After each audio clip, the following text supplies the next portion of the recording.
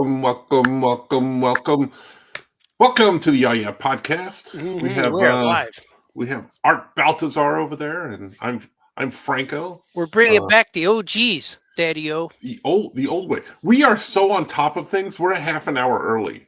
We're before anyone. No one even knows we're alive right now.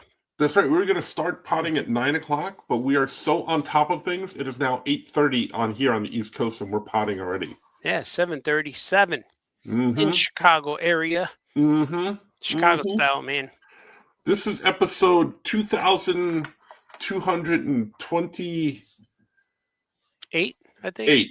Yeah. 5, 4. What's this, our 12th year or 15? Are we up to 15 years yet?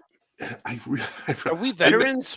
It kind of blew my mind when I knew we were over 10 years at one point. Yeah. And then I'm like, 10 years, it's a pretty good run. And I'm just going to stop counting right now. I remember when we started, because we were in San Diego, and you were talking to Johnny, and I just met Johnny a little bit before that in Florida, where he was sleeping on a big leather couch, and then he showed up San Diego and talked to you, and then when he was done, he walked to me and says, "I'll call you Wednesday." And I'm like, "Okay." No. And then I'm like, "What was that?" And then you said, "Oh yeah, we're gonna do a podcast now." Oh yeah. What year was that? Do we remember what year that was? I have no idea. Well, the store was. We opened a store in 2012, so it was around that time, probably. Did we have the show? Did we have the podcast before stores? I think we stored first. I think we did. It's weird because I've lived this life, but I have no idea. Yeah, every day is the same. I don't know. Every day is just the next day. So I don't know. I don't know. It's just all the same. I don't know what else to do except for what we do. This thing, these comic book type things, making comics, reading comics, right? Doing things like that. Yeah, I'm not ignoring you. It's just that I think I screw up the Facebook thing all the time, so I don't know if it's actually going or not on my feed, or if anybody can see it or not. But people can leave comments and we'll put them up. But I have no idea. I think I'm live, but they've changed so many things on Facebook. I have no idea how anything works anymore. Well, we're on YouTube, so that's good. We're on YouTube and we're on the Facebooks and stuff. And Johnny will have this on his audio feed in case you miss it. So if you're listening audio to us afterwards, you'll see. Yeah. And someone say, are we selling comic books? We're not. Well, we're selling our own. You can go to our websites. Yeah, you can buy them. Yeah, artbaltazar.com and blindwillstudios.com. And we'll sell you our own comics. If we got a whole bunch. Yeah. True. Yeah. So this is the year-end wrap-up. We've done a record number of shows this year. You said year-end. We've done a record number of shows. I think this entire year, the entire compass of 2025, we've done 3 shows. Really? 3 podcasts? At least, I think. Wow, we did more than that, didn't we? I think so. I think we did maybe like 6 or so altogether. Yeah, we did all right. Well, combine all of I guess we've been around too on we do our own shows and then guests on other shows. I can't even remember. Yeah, we've been around. I always know that in January I have to pay the StreamYard fee, and then I always think, oh man, to make this work, I got to do like 2 shows a week for this to pay off. So it could be like, because right now it's like when you do a show, it costs $25 to broadcast one show if you wait too long, or you could broadcast and bring the price down to like $2 a show. That's better, Yeah. Yeah, but we want all the bells and whistles, the backgrounds and all that cool stuff. Logos. Yeah. Christian asked if we have any New Year's resolutions. He says congrats on 2,000 episodes. Oh, thank you, Chris. Oh, that's my nephew, Christian Soto. Okay. Yeah, that's Sumo Lita's husband. Well, he's a good welcome, man. Christian. Yeah. He asked if we have any New Year's resolutions. I can tell you my resolutions. I wrote them down in an article on 13thdimension.com. It'll be coming out. It'll be coming out this Friday. So check Franco's Free for All Friday on 13th Dimension, and you can read all my resolutions. That's good because you don't have to remember what they are now since they're put them on the internet. They're written. Yeah. down. I read, Dan Greenfield over at 13 Dimension. He said that we had a great year, and it's thanks to all of us contributors. And I'm like, I don't know if Yeah. it's due to me, but I just write what's Yeah. out of my brain when I get up one morning, and I'm like, oh, this fell out of my brain. This is what I'll Yeah. put for I you. read it every week. I read his top 10 toys. Whenever it's toys, I read it, or action figures, and I read yours. Well, So I could he doesn't do top 10. He does top top 13. 13. Yeah, the That's top right. There you 13. go. And I like it because he always has Migos and superpowers on his list all the time. Yeah, he's a big fan of those things. Yeah, I feel he does it for me. He goes, Artie's gonna watch this one, so he'll click if there's a Joker Migo or something. Yeah, but it's good. I do like your free Oh, for all thanks, man. Fridays. T-shirt says still. Still, yeah, we're still doing this. Still, that's a tricky word because still infers that there is a deadline, that it will end one day. Oh, this will end one day. One day. One day it will. Still, it's still going though. I don't know why. When? It's still going. Wade says the "Oh yeah" guys will return in Avengers. Oh yeah, day. Oh. Yeah. Did you see the video I put up today? I did not. Yeah, it's a 12-second video. It's on YouTube. Give me an overview of it. It says Art Baltazar will return in Avengers Doomsday because it's on our YouTube channel. Because I made it so I could put it at the end of my Says Things show. Because I do the closing and then I'm going to put that up there. Because it seems like everyone's doing that, or everyone's in that movie. It's going to be cool. Pretty much half of Hollywood. And I saw the second teaser thing, the Thor one today. Yeah. Because they did a Captain America with his kid, and then they did Thor with his kid. So I'm wondering if they're going to go through every member. That's why they're starting so early in the year. Yeah. Because the movie is not coming out till next December. Yeah. That they're going to do one of these trailers every week for every character with their kid. It would be cool. Did you see the new one? It leaked. The new one leaked. Yeah, it was a little bit messy, and it's with Cyclops. What did it leak out of? It leaked out of Cyclops' eyes. It shot out like with some propulsion. Yeah, but it's an X-Men teaser, and I forgot where I saw it, but I know it's real. And is it real or was it fake? Because I heard something that it was. There's a lot of fake ones, but this one's real because all of the news sites, say it together with me, kids. All the news sites are reporting the same thing, but they're not allowed to clip it or show it, but they talk about it in detail. And it's the same thing I saw. It's not official out there yet, but the first two with Captain America and Thor, they were put out by Marvel's Facebook page. Marvel Entertainment has Facebook, and they're on there. So I watched them for real, but they're the same ones that leaked. But to confirm it, they're out there on YouTube's and Facebook's and anything Marvel is, especially if you go to Marvel. And I know that I saw the Captain America one on Entertainment Weekly or Entertainment Tonight's channel. That's how I knew it was real. But the Cyclops one looks really cool because Wayne is an expert on everything, so I believe him. He said X-Men is the third trailer. So. Yeah, it has Xavier and Magneto playing chess, and of course again. There because remember when at the end of that movie he moved that one piece. Well, he's finally able to move it the whole way now, floating, and then they show Cyclops screaming with his eyes in the air, but it's real quick. It's less than a minute. So, but it's really cool looking, and hopefully we get to see more. And Cyclops has his costume on. He has that one, but no hood. He didn't have any mask and nothing, just the goggles. Cyclops laser goggles. What do they call them? I-beams.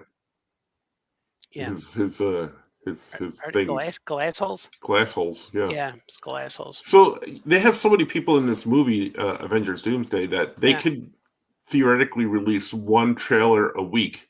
They could leak a trailer a week, and they need 52 weeks. Yeah, 52 weeks. That's right. 2 weeks. They could do it. They could do it. I think they should. They should just. But I kind of like. It seems like that they're making the trailers that are not scenes from the movie, which I kind of like that better. Like Mhm. instead of showing us the movie, Yeah, film because then they're something. gonna because then like a year from now I'm gonna be like upset because I've seen all this, you Yeah, know? yeah, you don't want to piece it together. That's the problem with like Mando and Grogu. People are trying to figure out the story, and hopefully it's bigger than what we're seeing. And there's a lot of rumors and more leaks. Everything leaks, and I know when things leak in my house, I gotta That's call because they don't somebody. they don't seal it very well. Yeah, you gotta always Yeah, call somebody. We got yeah. their, and they always give you their magnetic uh, um, business card where it's on the thing that you're supposed to fix later. Mhm. Like water heater in the garage door. There's a number already. Don't move that. Don't take that off. That's the guy. They should get that, Flex Seal that covers Oh up yeah, all those, leaks and stuff like that you guy can. builds a boat out of a screen Yeah, you door. can roll a boat and catch fish in that Flex Yeah, Seal. and nothing leaks. They should get that guy to, like, do all the Hollywood stuff so nobody knows about it till it comes Flex out. Seal should have been Plastic Man Super Pet. Flex Seal, like a stretchy seal. That would have been good. Why would Plastic Man have a um, Because water he pet? stretches. I Yeah, created the that's the flexible yeah, I part, but what created a about the frog for him called Flexi Frog. Oh. Yeah, so if there ever's a movie, ching ching, or is it cha-ching? Cha-ching, not ching ching. Cha-ching. Artie's gonna be a millionaire if they make a Flexi Frog movie. Wayne says Rogager 1 had that TIE fighter scene in the trailer that wasn't in the movie. Oh, that's right. Yeah. I think that was a change for the movie. I Mhm. don't know. I think they intended it, but I think it was redone or rewritten. I don't know. I don't know.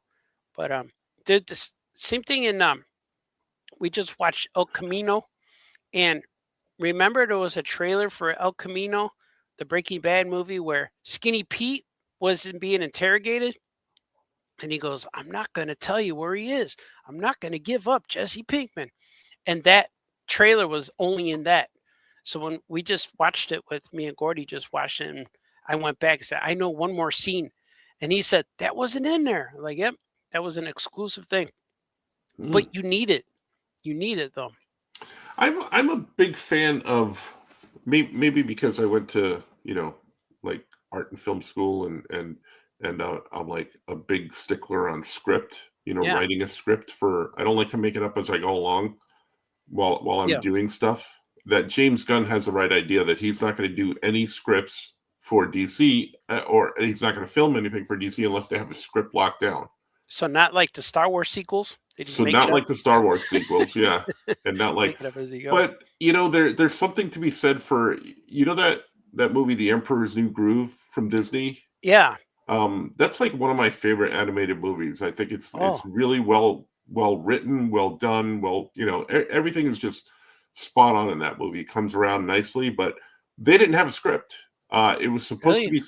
be there's a whole documentary about it because Sting did, like, the soundtrack for it, and his wife was filming things behind the scenes and there was like a whole you know big deal because it was originally supposed to be a different movie Oh, I directed didn't know that. by it was supposed to be like a totally different movie and then they scrapped the whole thing and then started again and they only had a year because they were going to get sued by McDonald's because they It looked had they the had llama looked like Grimace. yeah, no, they had the toys locked in for promotional stuff Oh, with McDonald's and like the Happy Meals and stuff like that. So they had a contract and it was supposed to hit on a certain day. And if they didn't, they were going to owe McDonald's lots of money. Um, wow. so How'd they they had make it without a script though? Like they had to get the script they before just the kind of like animation. went as they went along and they changed the script daily. They write stuff daily and stuff like that and put it together. Because when um, Disney didn't like that she was going to put this documentary out basically. Yeah. So they took it over and re-edited it to make them look good, with a happy ending. But you Yeah. can find I think it's called this. I forget what it's called, the sweatshop or something like that. I think it's what it's called. I never But saw it. it's online and you can see her version of all the messed up stuff that happened all Oh, along cool. through the production and They stuff should like that. release an Earth 2 version of that movie with all the hurt and stuff in it, you know? Yeah. Yeah. So the Marvel way is like, yeah, Wayne's right. The Marvel movie We don't need writes no the script. That's the way. script. That's the way they do the comics. And that's what they did with Jaws too. That's Spielberg didn't have a script for the actors. They He were told, they were writing it as they were yeah, he working. told them what to say. Like, all right, you're mad at him for this, and you react to them doing that. And a lot of their words were ad libbed, and that's why they sound so good. Like when, especially when the scene where Brody, in the beginning, when he answers the phone, they just told him the riff, just say whatever, and that was all just him making it up on the phone, like park the car when he's talking about parking the car. Mm-hmm. Sometimes they get lucky, I guess. If you have a good, a good vision, like Spielberg. I don't think Spielberg has had some flops, I guess, but overall he knows what he's doing. Yeah, his first one's always good. The sequels are always hurting. Yeah. Not as good as the first one. But I would never recommend that way. I wouldn't be comfortable working that way. I would need to know what the story was and the script was and all that other stuff. Yeah. Well, we work on jokes until they're funny. We don't. And you could. Here's a secret. I told kids when you're reading my stories, and the story starts where a character's walking on a sidewalk. That's when I don't know where it's going.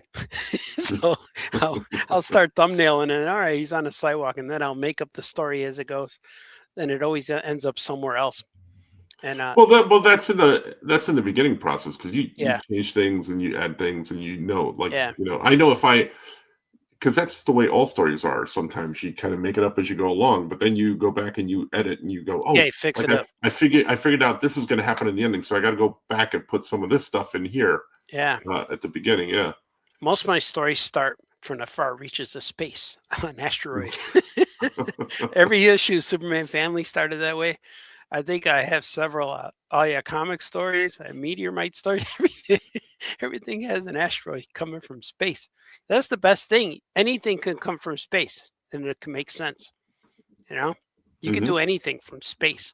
Where's that thing? Oh, it's an alien from space. Radioactive rock gives you powers. So every one of your stories starts that way. Yeah, just about. Wayne says, have you seen the documentary Heart of Darkness about the making of Apocalypse Now? A Pack of Lips Now. Pack of Lips Now? I don't think I've seen Heart of Darkness. I've seen Apocalypse Now. But I haven't seen it in a long time. Yeah, me too. Nah, I don't even remember it. I just remember when Charlie Sheen saw his dad when the boats passed. Hey, I remember you. You were good in Wall Street. Remember that part in the movie? That's what what was the name of that movie?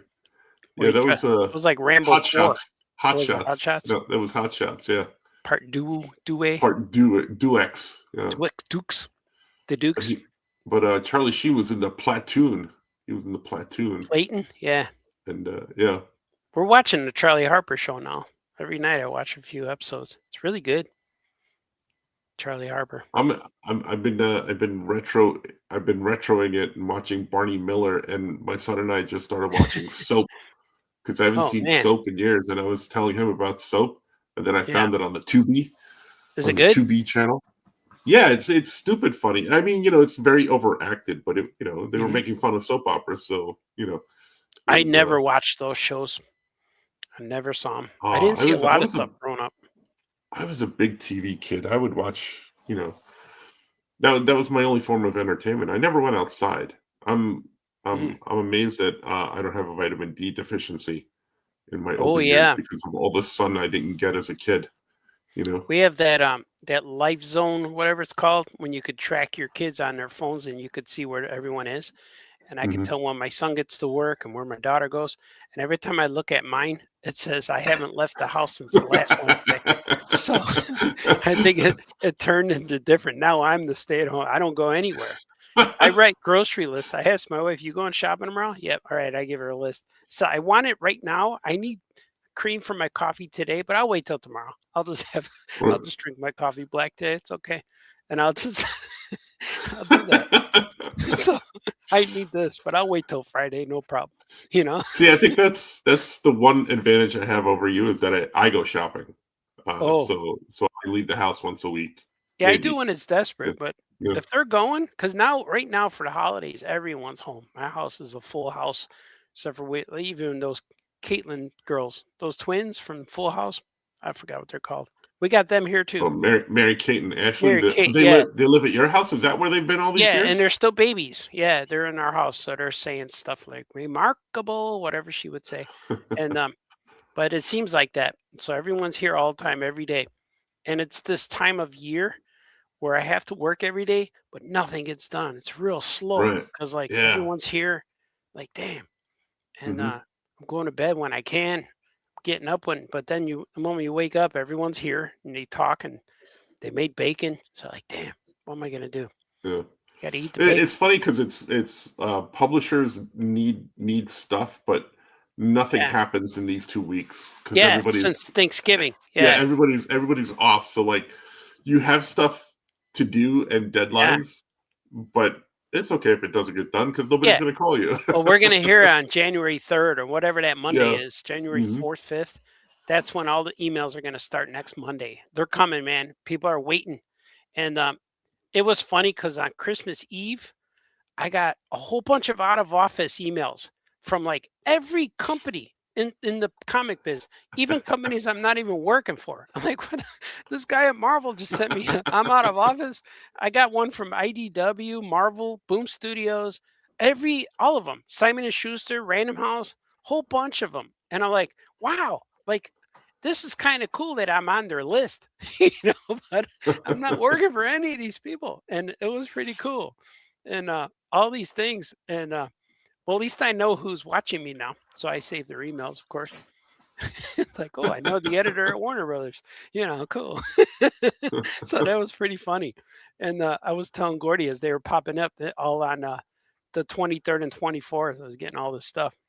Like, wow, out of office emails. I didn't even send them an email, but they sent me one. Have a good They holiday. know that you Yeah, they don't. know.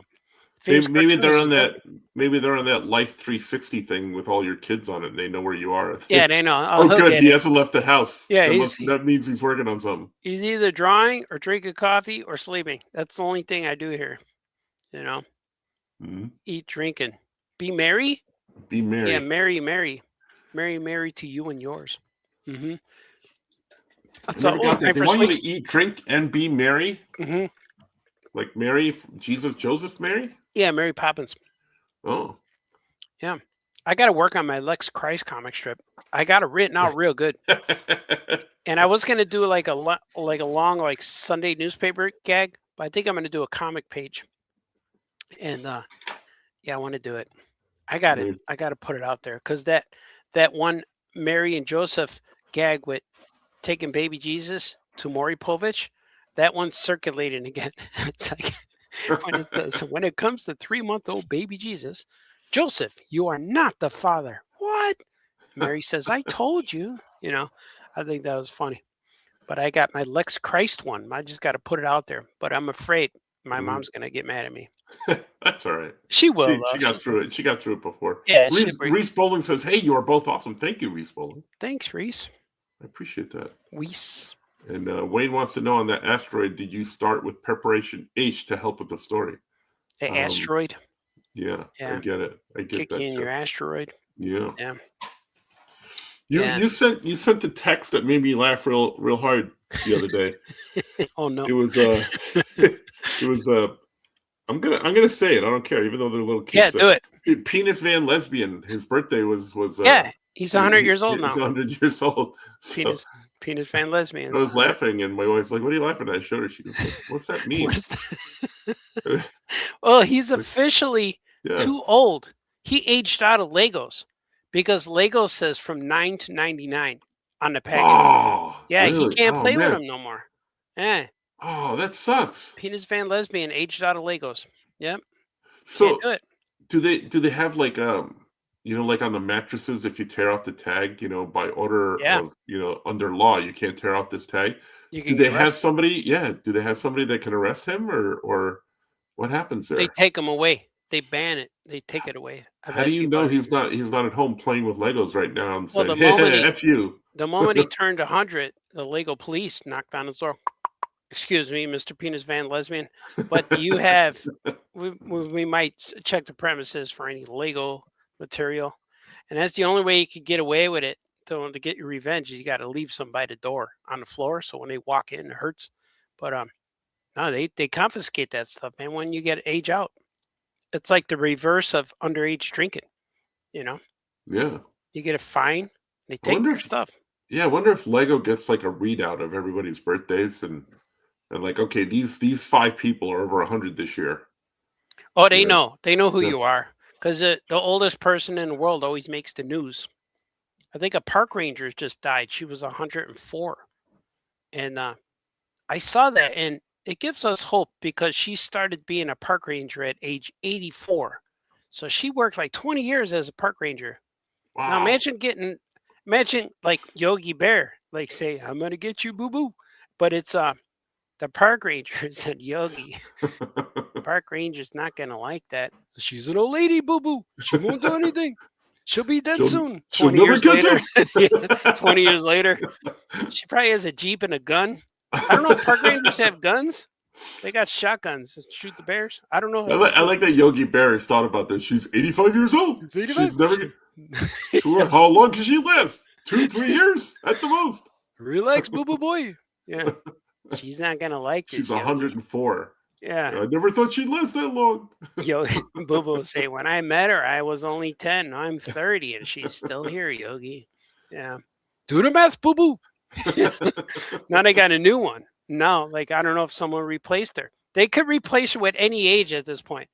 We got a nice young 83-year-old, a little younger than what you started out as, you know? But I mean, like at 84, 83, 84, how do you decide to be a park ranger? Like, I don't know what she did before that, She always but it was wanted to pretty get cool. outside, I think. Oh, do you know who I'm talking about? But she looked cool. The picture they showed of her was her standing in front of the barn or the cabin Uh-huh. with the Superman pose, looking up at the sky with her hat. It was pretty cool. 104 years old. Yeah, but I'm thinking it's someone who because you get paid for that job. Yeah, it's a real But job. but yeah, she had to have had another job for the first like 60, 70 years of her Yeah, life, right? yeah. But that like right now, I'm like, it hurts to just walk and hurts to walk without shoes and hurts everything hurts.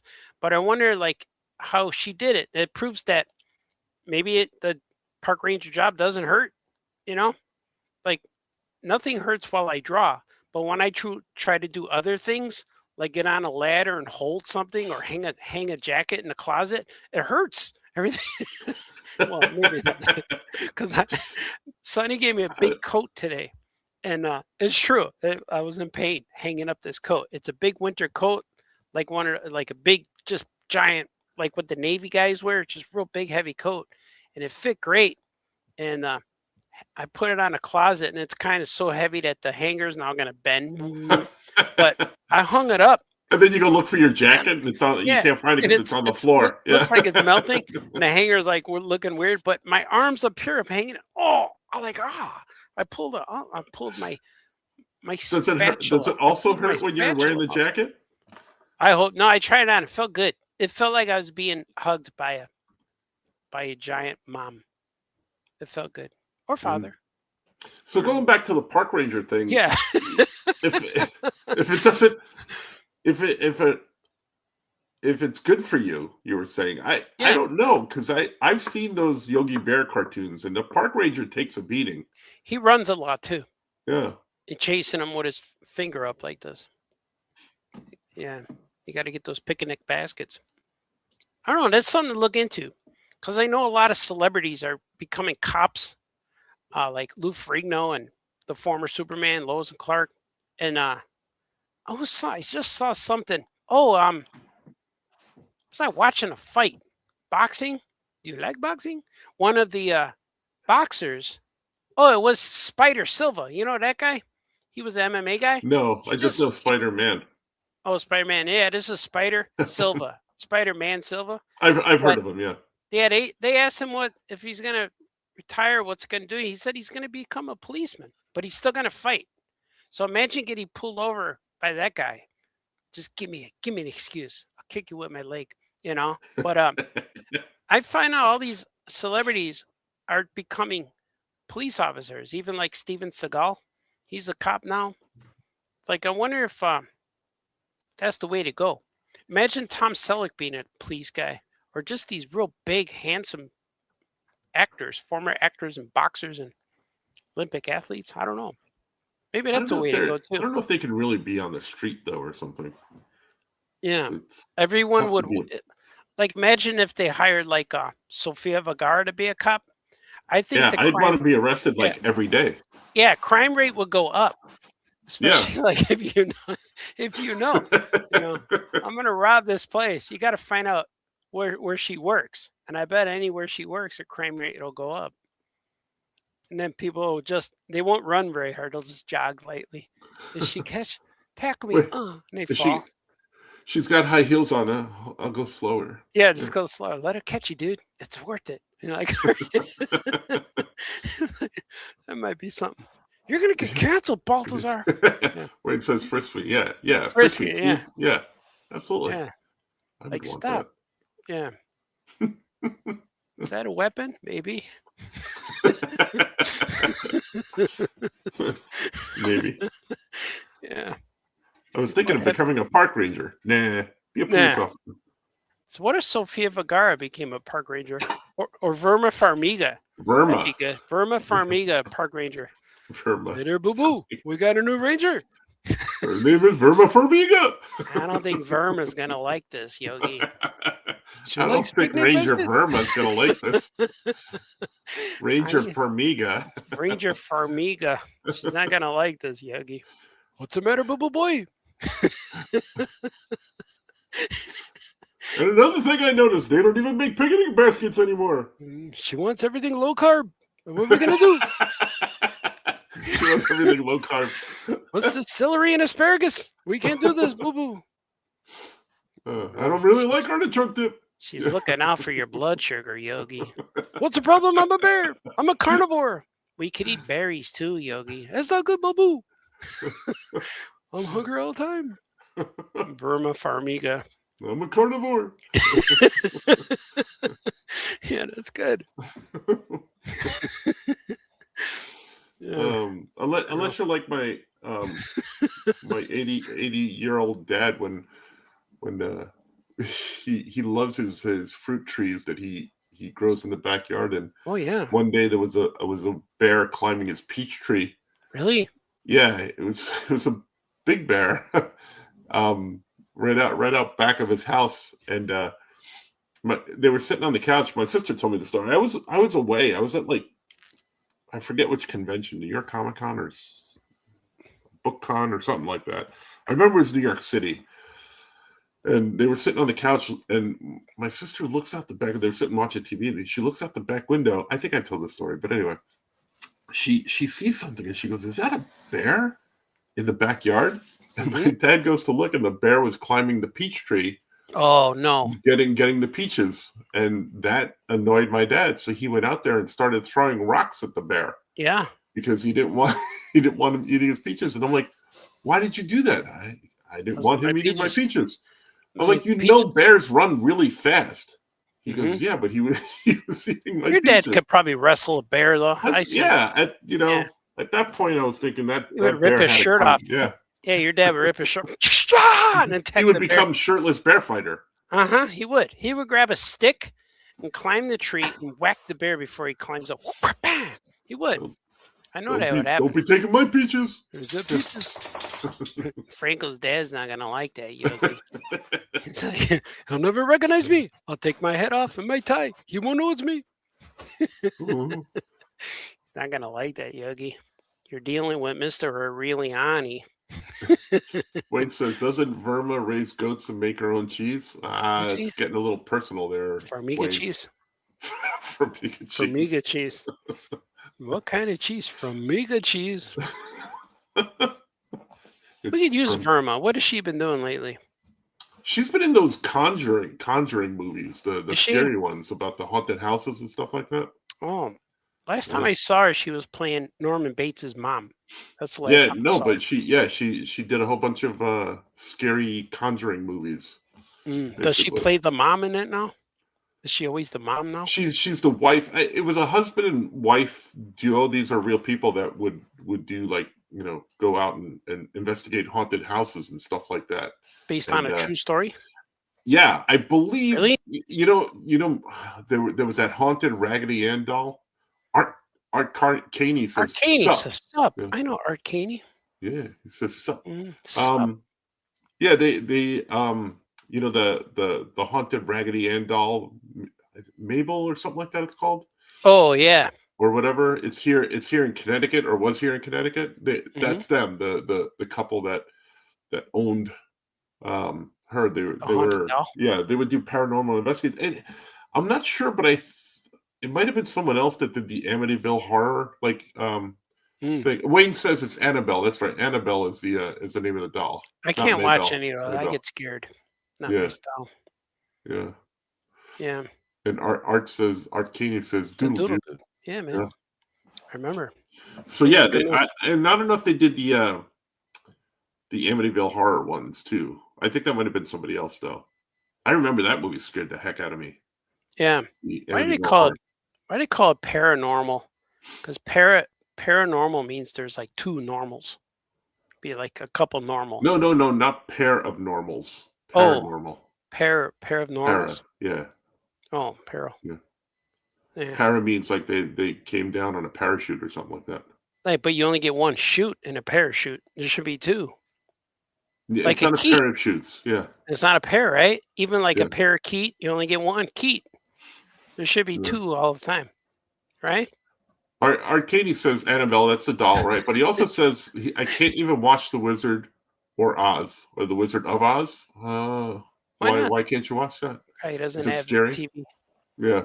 That Yeah. would be the number one reason I wouldn't watch something is because The I don't like monkeys. The monkeys are frightful. Frightful. Yeah. It's scary. They were scary in the Superman movie too. Lex had them all He did, right? He has all working for him. chimpanzees or something. Yeah. Or little capuchins. Yeah, Yeah, he they had were all monkeys. doing the internet stuff for him. Yeah, the internet monkey trolls. He should have had trolls in there too. Was that a statement for Twitter, you think? The monkeys or the The trolls? monkeys, the internet monkeys. But how were they smart enough to do all that? Were they from the He space? had the implants in their brains and stuff like that, didn't he? That's a lot of time to do that to all of those monkeys. Because they were smart. It means they were intelligent monkeys. Because Crypto freed him at the end, remember? He freed him at the end and they were jumping around. He was chasing him up the building and stuff. Mm-hmm. Yeah. Yeah. Art Caney doesn't like the witch. He said it's scary. Yeah. I remember the witch would scare my brother when we were kids. He was afraid of the Wicked Witch and King Kong and Darth Vader. He would run out of the room. Yeah. But I was afraid of Cuckoo for Cocoa Puffs guy, the big chick, because he would scream. Remember when Cocoa for Cocoa Puffs, yeah, and I would scream. I'd get up and run out of the He room. went cuckoo. He went crazy. Yeah, he went nuts. Yeah. He's screaming. I didn't like that. Yeah, I didn't like him. The Green Witch in The Wizard of Oz, she didn't really want to do the role because of all the makeup. Because the makeup actually, when they first put it on her, had I forget what was in the makeup, but it burned her skin. Oh. And she didn't want to continue doing it, but she was afraid that if she didn't, that she wouldn't get any more work. Yeah. So she kind of sucked it up and did it. Like Hulk Hogan. Someone else would take a spot. Yeah. Mm-hmm. Yeah, and the scariest part of Wizard of Oz is when Dorothy steals the shoes, but then those feet curl up. And they go under the house. That was the weirdest part. Well, that implied I kept my shoes on for weeks after that because that implied that if I took my shoes up, my legs would do that as well, and I didn't want that to happen. My legs do that now. Oh no, that's not my legs. Sorry, something else. Yeah. Arcady says his first fear was Simon Bar Sinister. Was it the eyebrows? Oh yeah, from Underdog. From Underdog, yeah. Was it the That's how he would talk. He had those dark set eyes, like under his eyes they were either red or black, lines under his eyes, but he had those crazy eyebrows. I remember that. Crazy eyebrows. Crazy eyebrows. And sometimes I would have the comics. Sometimes he was flesh tone or ugly color green or just green. He was always different shades. Whoever colored him. Sometimes it depends on what what week they got him. He wasn't feeling well some weeks. Yeah. Simon Bar Sinister. Yeah. Yeah, that's weird. I haven't He's thought like, about Underdog in a while. yeah. Yeah. Ooh, Wayne Someone's like, says Buddy Ebsen from Barnaby Jones and the Beverly Hillbillies was that's supposed right. to be the original Tin Man, but he got sick from the aluminum Oh, did he makeup. really? Yep. Yeah, Wow. that's why they Man, got the second guy. But he was supposed to be, and then the next year he did. I think the Beverly Hillbillies and stuff like that. a man named Jed. Yeah. Yep. I like, man, it, Wizard of Oz had a lot of tragedy and infectious disease going on. Everybody's getting sick. Maybe it was just Dorothy who didn't like. I don't know. Try to make a dumb joke. It's not working. But yeah, that's She weird. just killed people right and left in Oz there. Yeah, they Dorothy. die. I like the scene where Scarecrow and they invade the castle and Scarecrow has a gun. He has a pistol. Like the axes, and you see him, he has a gun. Let's get him. It's like, where'd he get the gun? He had a gun, a handgun. I thought it was cool. Like, that's the only real thing from our world that was in Oz. Everything else is like fantasy. And yeah, and then the witch wanted to burn Scarecrow. She wanted to burn him. Man, that was rough. And the worst part of the whole movie is when that lion starts singing with the broken crown on his head. I hate that whole scene. It's like when that Clarice in that Rudolph movie is singing in a water fountain. Like, oh my God, why did I even put this? When he goes, I am the king of the forest. I hate. Oh, I gotta walk away. I find it fascinating the things that trigger you. Yeah, I can't take it. I don't know what it is. I think it's just the way his voice goes. I don't. Oh man, I don't know. And it's like that song lasts like an hour and 18 minutes. I'm like, man, it's so bad. I don't know why why they do that. I don't know. Yeah, I can't do. Arcady says that Tin Man also did C-3PO. He did him? Did he? He did him? No. Like they were like that? Scarecrow says, I'm here to chew straw and kick ass, but I'm all out of straw, Wayne says. Yeah, that's because all the crows took it out of him. Yeah, they took him. They disassembled him. Yeah, he stopped falling over too. After Dorothy met him and he came off the stick that was up his body, he was floppy. Remember, he kept falling and slipping? And then he stopped. He stopped falling after a while. He got stiff. Yeah, he got used to it. Maybe because the brick wasn't as slippery. He was maybe just excited to see Dorothy. Yeah, maybe. She was like 14 in the movie, right? Or supposed to be. But now that I wonder how old she was in real life, because like I'm watching this Stranger Things. She was in like, I think she was in her 30s or close to it. Yeah, that makes sense because I'm watching this Stranger Things. I watched it all in like 2 days so far, and next episode's coming up. Yeah, Christmas or something next week. I don't know, but all these kids are like 30 years old now. They're all like still in high school. Hey, you going to math class? Like, yeah, I'm there. You know, like, and there was a scene where they're picking on the bully, and I was really uncomfortable because they all were tough now, and the bully shoved the little Dustin guy, and it was weird. It's a weird. I think they should have made them in college or something. Well, being a former high school teacher, I can tell you that ninth grade freshman to senior year 12th grade, there's a lot of puberty that happens in those 4 years. Yeah, but these guys look like 30 years old. Yeah, there's some kids that look like that by the time they get to be seniors. Yeah, I do remember a few kids in high school senior had beards. Guys had full beards, big hairy arms. Yeah. So yeah, it happens. It's the ones when you're in middle school that have mustaches as well. You got to watch out for. Yeah, that's it. It's like that's funny. Yeah. You know, Art Katie says this is getting dirty. We ain't even getting started. Oh yeah, I haven't showered since last week. Since my life's on, so I haven't left the house. That's the last time I showered. Yeah, I didn't have to shower. I didn't leave. I don't go anywhere. Just stay home and draw. Filling up a new sketchbook. So kids would say, Daddy, don't forget your sketchbook. Yeah, it's filling up real nice. I can't show you anything, Got Yeah, a lot of always secret stuff, always. always. The secret stuff is driving me nuts right now, man. I wish I was done with the secret stuff so I could move on to other things. Well, if you just tell everybody, then it won't be a secret anymore. Then you'll be fine. That's true. Yeah. It may not be secret in halfway through January. Well, hopefully. But I know January 5th is coming, man. Everyone's going back to work, back to their iPads or their screens, whatever people work on now. I don't know. I don't know what people work on. And people are remote. They work remotely. So I don't know if anyone goes back to the orifice. They just turn on a different computer or log in. Mm-hmm. Yeah, well, it's still a week away, so I'm okay. Yeah.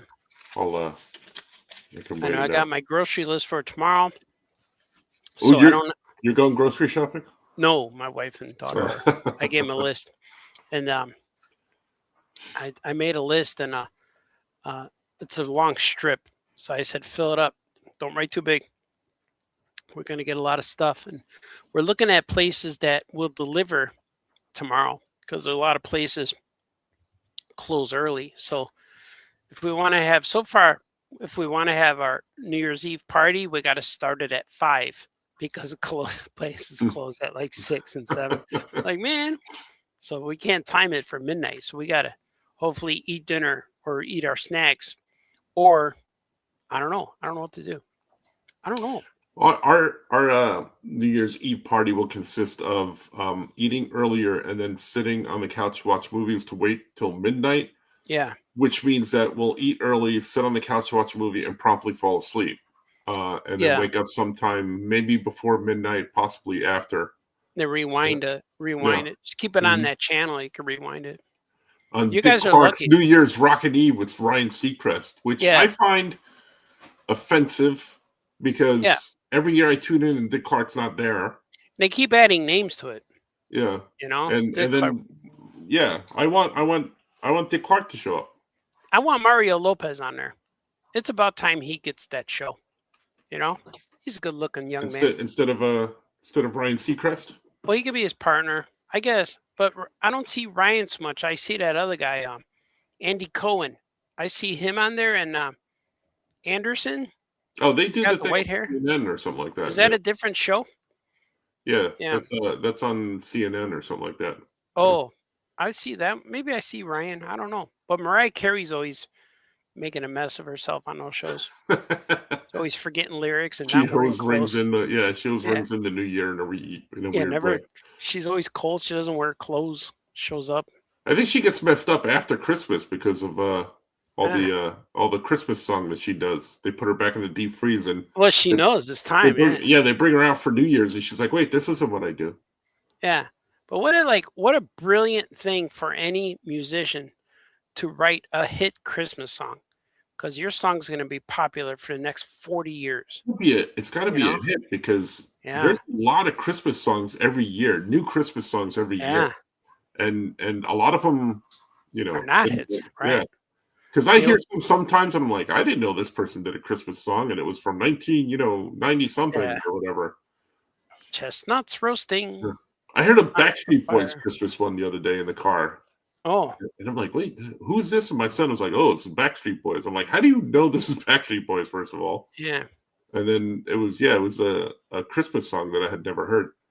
The Backseat Men now, because they're too old to drive. Yeah. Mm-hmm. Mm-hmm. But if you're lucky enough, like Mariah, man, that thing is going to, be around forever and ever. Yeah. She doesn't want a lot for Christmas. Yeah. That's what she says in her. Paul McCartney did it. That wonderful, we're having simple, wonderful. Ding, ding, wah, wah, wah, wah, wah, ding, ding, wah, wah. And then that Elton John did one with Step Into Christmas. He did that one. And the Wham. This is Christmas. Yeah, this is Christmas. That guy. Yeah. Yeah, Whamageddon. I got Whamageddon on Christmas Eve this year. Last Christmas, I gave you a fart. Yeah, that's good. And I keep hearing Taylor Swift's version of that. I hear that all the time. Of that song? Yeah. Of the Wham song? That. Yeah. Well, I didn't even know that she. I heard a bunch of her. She did White Christmas and a bunch of other ones. She did a Christmas album or something, I guess. Yeah. because she Yeah, covered she all did. those. That's probably what I hear because it's when we set up the tree and all that stuff, the CD was playing. That's probably where I hear it all. I don't know, but I know it real good. And everyone's always wants Santa to come down the chimney, and they're calling him baby, Santa baby. That's like a Yeah. song about fornicating with Santa. Yeah. They want to touch his beard, Presence. His things. presence. Yeah, his Yeah. presence. Mm-hmm. Yeah, it's an odd. The only one that makes sense is the first one with Eartha Kitt, because she'll do everything she says. You just trust her in that way. But I don't know if Taylor knows what she's singing. Taylor Swift. I don't know. I think she knows. Maybe. I think she's a billion. You know, she's a billionaire. And She's seen some stuff. You're saying. I'm just saying that she's a billionaire, and believe it or not, this year it finally happened. Bay Once has become a billionaire. Really? It just happened. She got it in under the wire of 2025. Oh, that's good. But she just became a billionaire. I'm good proud for of Bay her. Once. Yeah. You know what Jay-Z called her before they were married? Bay Fiance. That's right. Fiance, that's right. Yeah, that's what he called her. But, Is my fiance Beyonce? But Jay's Bay Once. Jay's was already a billionaire. And Kanye West, is he a billionaire now? But now, no, I forgot who was on the list, but it was a short list of musicians that were billionaires. It was Paul McCartney. He's got. It was I bet we could look it up, but it was Bruce Springsteen, Taylor Swift, Jay's. Bruce Springsteen? He's on there? Bruce's Springsteen. Yeah. Oh. List of artists. Beyonce declared the 5th billionaire musician. So there's only 5. There's only 5. There can only be one. So Paul McCartney is a millionaire, but not a billionaire. Oh. So coming in number 5 on the list is Bay Once. Wow. She came in at number 5. She's the 5th billionaire. Wow. And then the other ones were, let's see. I can find the list here. No. I heard what a comedian was talking about how men have to become rich to get a hot spouse, but women don't. Like I forgot what comedian was saying it. He was saying like, because you would date Beyonce even if she worked at Burger King. you would say I want to date her, but it helps that JD's rich, you know. Shut up, Balthazar. But that's like I heard a comedian. I don't know if it was Bill Burr. Sounds like him, but it was really funny, or it might have been Chappelle. I don't know who said that, but it was really funny. Like you would date Kim Kardashian if she worked at Target, you know, but she wouldn't date you if you worked at Target. That's true. There's difference, you know. Like Bay Once's boyfriend does not work at Burger King, but that's I don't know. We'll edit that out. That was bad. It's funny though. It's true. So okay. So here's the list. Do you want to get? I gave you most of them. So I gave you Bay Once, Taylor Swift. Is she number 4? Jay's. I don't know what numbers they are. Oh, I just have the 5. Now is Jay's? Is he a billionaire too? Jay's is a billionaire. But is he a billionaire because his wife and they share bank account? No, he became a billionaire before. He did it by himself. Yeah, he did it by himself before. Did he do it before Bay Once? Yeah, because she just entered. So he was see. already there. He was already there, yeah. She told him, move over. And then Abrusa Springsteen. So it was Abrusa Springsteen, Taylor, and Jay's. Bay Once and Jay's. Jay's, and there's one more. Can you name one more? It's not Paul McCartney? It's not Paul McCartney. How about Elvis? No, he's been dead for a while. So he'll always stay in the millions, but I don't think he'll get to billionaire status. Oh, how about Michael? And so it's not dead guys, just alive ones? I think so. Yeah, live ones. I'm going to go with Garth Brooks. No. No, I'm gonna go with It was a surprise to me, so it'll be a surprise to you. Michael Bublé. Michael Bublé. Bublé. No, not him. No. Mike Bubbles. That's his name. Michael Bublé. There you go. Wayne will give us the answer. So Swift. it's Jace, Taylor Rihanna? Swift, and Rihanna. Rihanna. It's not Lady Gaga. What does Rihanna sing? Rihanna. She sings She Bright Like a Diamond. That one. Shine bright like a diamond. Yeah. I don't know. How about Weird Al? Is he in there anywhere? No. All he has to do is write or sing a Rihanna song. That's what he does. He steals songs, changes the words. It's real easy to do. He gets permission though.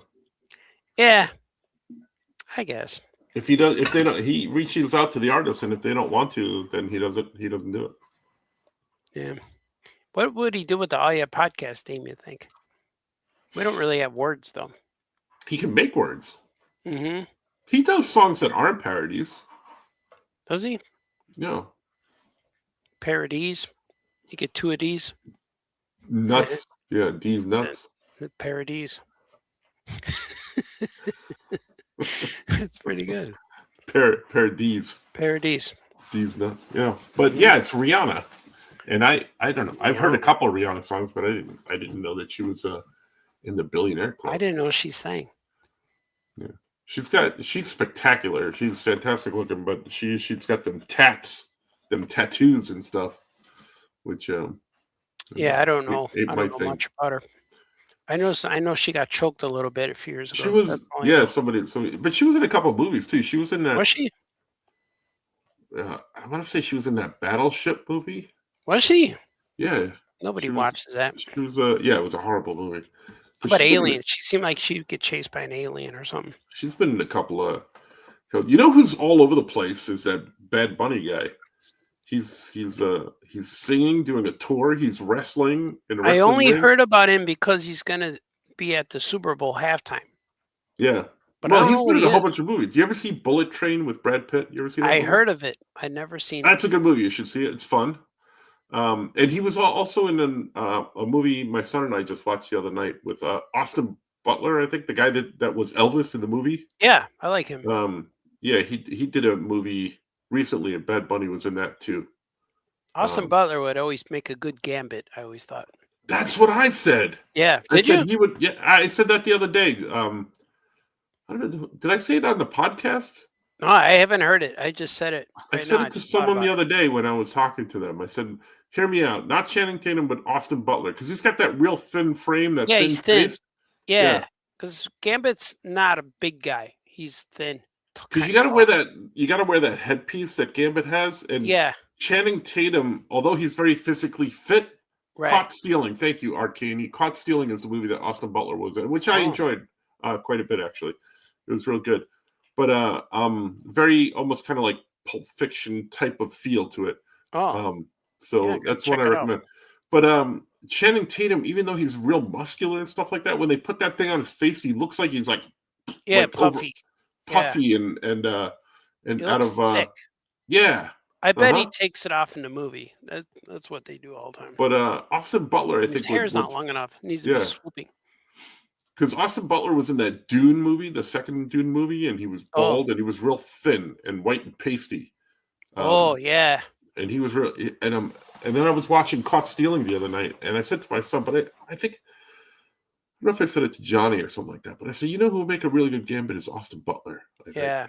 See, they should have, because he's got the hair too that would stick up out of the thing. You know? White and pasty. Yeah, reminds me of some family members. Yeah, like glue. Like Elmer's glue. Yeah, like Dead Horse. Yeah, you know who would be a good? You know that movie? They made a new tornado movie. The Twister, Glenn Powell. Yeah, Indiana Jones. That's my pick. Oh, him for Indiana Jones. Yeah. Oh, wow. Okay. I don't know why they're not thinking of this. People get mad. There's only one Indiana Jones. Yeah, but they could have Harrison Ford in the beginning of the movie talking about when I was 28 years old in Egypt, and then go to flashback. But I don't think that's true anymore. If there's only one Indiana Jones, nah. There's Captain Kirk has been played by a couple of different guys now. James Well, Bond has always been played by different guys. They could have another Indiana Jones. Neil Patrick Thomas Harris was Indiana Jones in the kids one Mm-hmm. when it was on TV. They had 2 Indiana Joneses. Yeah. Is there? I wonder what that little kid looks like now. Maybe he could still do it. The kid who was in that Indiana Jones Adventure Chronicles. Remember? Yeah. I bet he Mm-hmm. could do it. Yeah, Yeah, he'd but be my pick, man. That guy they just looks get good. just get a different guy. And just make him cool. And have Harrison Ford introduce him as Do you Indy. think Glenn Powell would be? You don't think he's kind of like he's a very good looking guy, but he's not very ordinary as a good looking guy? You don't Oh, think? I think he'd work. Yeah. Scruff him up a little bit. Yeah, Mm-hmm. I think it would be cool. All right. Just in case he's not available, who would be your second choice for Indiana Jones? My other choice, but years ago, but he aged out now, is the guy who plays Rocket Raccoon's voice. I forgot his Oh, name. Bradley Cooper. Yeah, I thought he would have been good, Okay. but I think he might be a little too old. He could do it, but he would be an old, and they can only get maybe 1 or 2 movies out of him before he starts looking old. Before the effects are not, the old guy doing that. Like when that actor James Bond guy was surfing, that was when I was like, nah, that was the last Bond movie I saw. I can't take this. He was searching against a digital green screen, like, nah, showing his manly body. and he was Almost like, as bad as the Yeah. Cowardly Lion song in The Wizard of Oz. Almost oh that bad. yeah, but yeah, the difference is I could watch that Bond movie a little bit, but it's just silly, and yeah, it was not good. How But could you forget Bradley Cooper, Jor-El in the last Superman movie? yeah, he Come was on. good there, but I think he's too old for Indy. Reverse, like you could see him swinging, I guess, but I don't know that new guy, Glenn Powell. I didn't know he would be a good. He's perfect right now. They got to start right now, and they could squeeze out like 3, 4 movies. Just make him good. That's all they have to do, and don't go too far into his own history. Just make him the adventurer in a story. We don't need to know who his dad or his kid or his ex-wife. We don't need to know all that. Just put him in an adventure. And like the first Raiders of the Lost Ark. Like he could have a girlfriend in the first 2, like Temple of Doom, where he had a different girlfriend every movie, and there's no history. And that was cool. That's much cooler, I think. And I don't know if he had he had the first original 3, he had different love interests in every movie. That just made him cool. They could do so many different stories, but yeah, you don't need they to log change them. them out. Yeah, Yeah, because I know the dad was cool because it was 007 was his dad, so that was cool. But you don't need to show him any more family because then the next one he had Mutt Williams, and I was like, then I like how they subtly got rid of him in that new movie. They just show his picture on the wall. Oh, he's dead. He died. I'm like, Yeah. oh, okay. Like I don't know what the actor Well, did. did they say he died or Yeah, they he died just, in Vietnam. Yeah, is that what they said? yeah, yeah. I And missed that. yeah, because it was real quick, but Indy was drinking over it. He had some scotch, wherever he's drinking over his Oh, son's picture. Yeah, it was just real. They just showed it, kind of like in Crystal Skull, I think it was, where they showed Sean Connery's picture in that one. Same thing. They're like, oh, he died. Oh, Dad and Brody. I think yeah, Marcus Brody. yeah. Marcus Yeah, he Brody. Yeah. died too. They said the same way. They have to mention that characters that we're expecting. Oh no, they're dead. They died. Yeah. Art Katie says they should do a $6 million man. I'm not gonna put up his comment because there's a curse word in it, so I don't want to put it up on the thing. But we're gonna get the $6 million. They were gonna call it the $6 billion man, and it was gonna be with Mark Wahlberg for a long time. They should do one with Beyonce now because that $6 billion woman. Yeah, because now she's $1 billion. I'd watch that movie. Yeah, I would. You wouldn't need any sound. Just watch it. And Wayne says, "What about Anthony Starr from The Boys, Homelander? I think he's kind of I don't know that guy. Little on the short side. That guy. He's Homelander. You ever see The Boys on? The blonde guy. The blonde with the guy. flag. He wears the flag. Yeah. Yeah, I never watched it, but he was in a couple other things too. People tell me to. I'll probably see it one day. Never know. You never ever. Art Katie says that he wants to play Bigfoot in the new $6 million man. Okay. Oh, he'd be good. Yeah. You think like I would play him more like Yogi Bear. Hey, Steve Austin. Hey, how much money you got? Yeah. You're worth $6 million.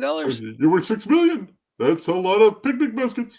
You like how I like how Andre the Giant, he showed up for the audition, and they're like, "All right, you got the part," and he's waiting to get his prosthetics, and they're like, "Nah, you don't need any mask, you don't need anything. We're just gonna paint your face a little dark brown, and you're good to go." Like, what? Yeah, I don't think he auditioned for that. I think that we need to find the biggest guy ever. Yeah, but they I would demand some prosthetics or something. He's ugly enough to play Bigfoot.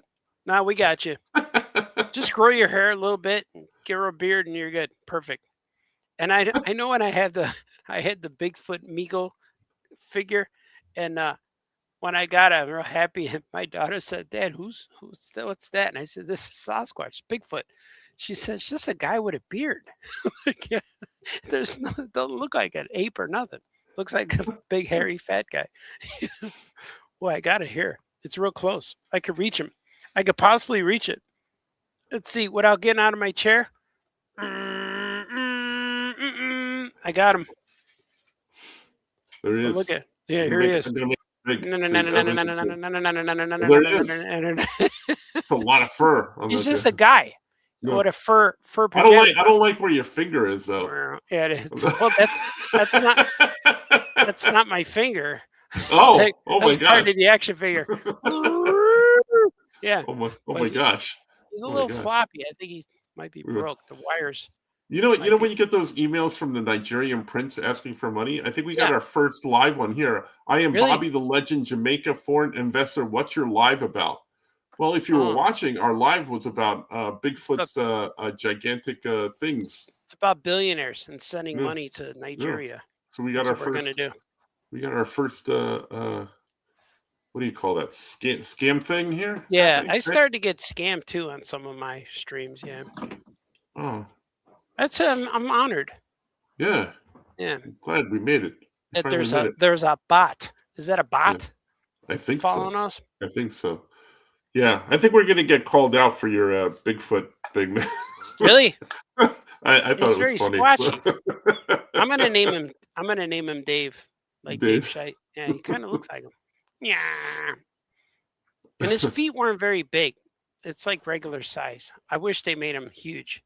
Like his feet. See, they're just regular size. Regular size feet. He looks proportionate. See, and somehow the legs, they added the bottom of his leg. See where the foot normally would be on a Meagle body, they extended them, so it's like that. It's weird. Yeah, normally the foot would be that much taller or that much higher, and they padded up his suit. Yeah, he's kind of weird, but he could do this. I don't think he would have sold well if he was just regular size foot. Yeah, regular size foot. Guy. Average foot. Average foot. Oh yeah, look at. Here's the Meagle. Oh, sorry, Meagle. Look at. Oh, hold on. I knew something was up. Oh, look at that. Look at that. Broken it? Yeah, he's sitting on my shelf, and the rubber band snapped. See, now I got to reach on the shelf. Yeah, just sitting there, not even being played with, just sitting here in a climate-controlled environment. Yeah, maybe his arms look better when they're longer. Wayne says, Art, we have the paranormal channel up here. He's in Canada, folks. Yeah. And they're playing multiple episodes of Finding Bigfoot. Really? Yeah. That means there's 2 normal channels. Yeah. Big Shin. Yeah, his name is Big Shin. His name is Long Leg. Long Calf. Long calf. Long ankle. Well, my daughter saw this, and she goes, "Dad, that's just a guy with a beard." Like, yeah, this is what we believed in the 1972, whatever it was. No. He's fuzzy. Feels good. I might put him in my bed from now on. Like a hand warmer. Yeah. Or he could be. He could be a pinky finger warmer too. Yeah. He was for you for a while. He was, yeah. This pinky feels really good. This pinky's real happy. Yeah. Feels nice. He's real smooth. Oh boy. Look what I got for Christmas. Show me. What do you got going on there? I got a hula girl. My Hawaiian maiden. Hawaiian maiden? Yeah. She's in the box. I didn't take her out yet. But she's mint. And when you look on the bottom, there's 3 numbers. And one of them is check mark. So I got this version. Whatever that is. I got the 05492. So that means there's 2 other versions. But this one's checkmark and it's checked with pen. It's not printed on her. You But need to find out what the other ones are now. my wife look at it, I'm going to show you. My wife buys me Hula Girls, and she bought me this one last year. This one's much nicer. She is more realistic. Is she 02441? Is that her? I don't know what she is, but she has curvature and she has dimples back there. See? Yeah. She's a little beauty and cute. So my wife gives me Hula Girls all the time. So I got this one. It's her sister, but the sister's still, she got to stay in a box a little longer until she looks like this one, you know. But then when she's ready to emerge, I'll let her out. And but I got a collection of Hula Girls that my wife gives me, and mermaids. I got Hula Girls, mermaids, and I got this from my cousin. Gave me this. It's a chicken. Look at the chicken.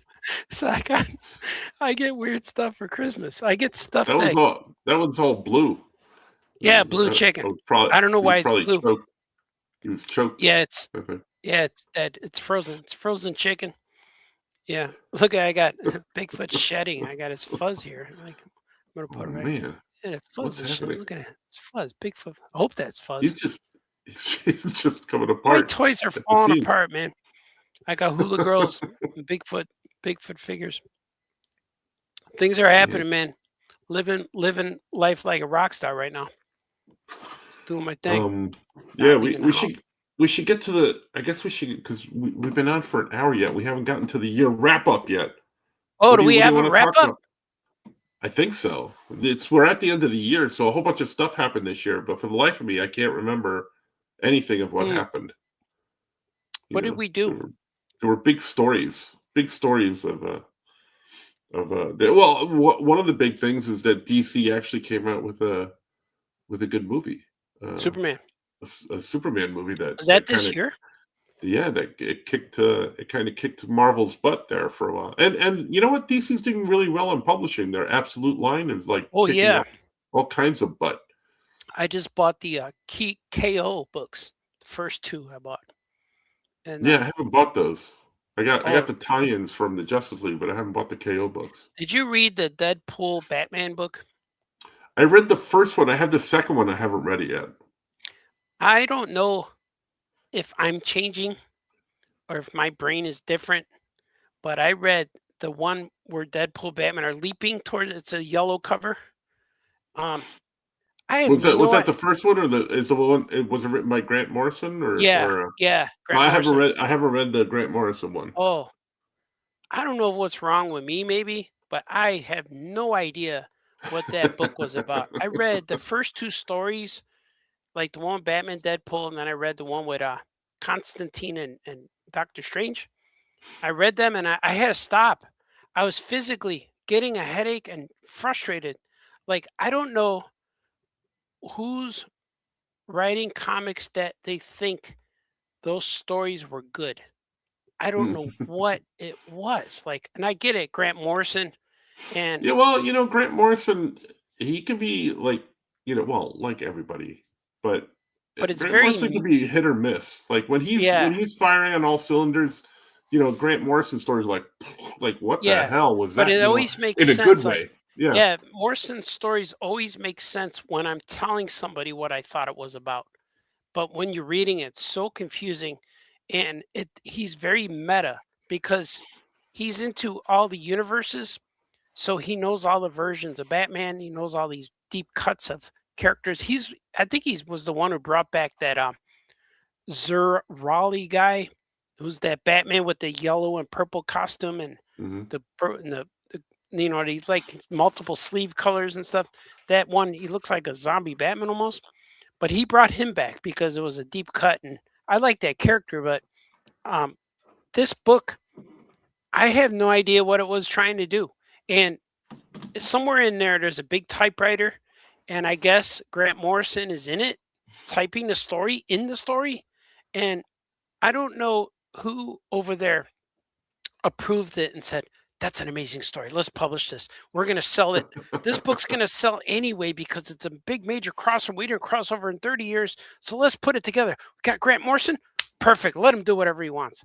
And he didn't do good. The story's bad. I don't understand. I don't know what happened. I can't tell you what it was about. And I read Oh, it see, and I now went back. I have to go read it now. Yeah, I and I don't. hope It's on my desk. maybe I'm wrong. Maybe I just don't get it. Maybe I'm used to stories where a crossover meant Juggernaut is stomping around Gotham City, and Batman he gets hit with a batarang, and he goes, "What is this?" But it was nothing like that. I don't even know if there's a bad guy. And Mm, the book opens up where it's not a spoil. It's on the first page where it looks like the DC universe and Marvel universe.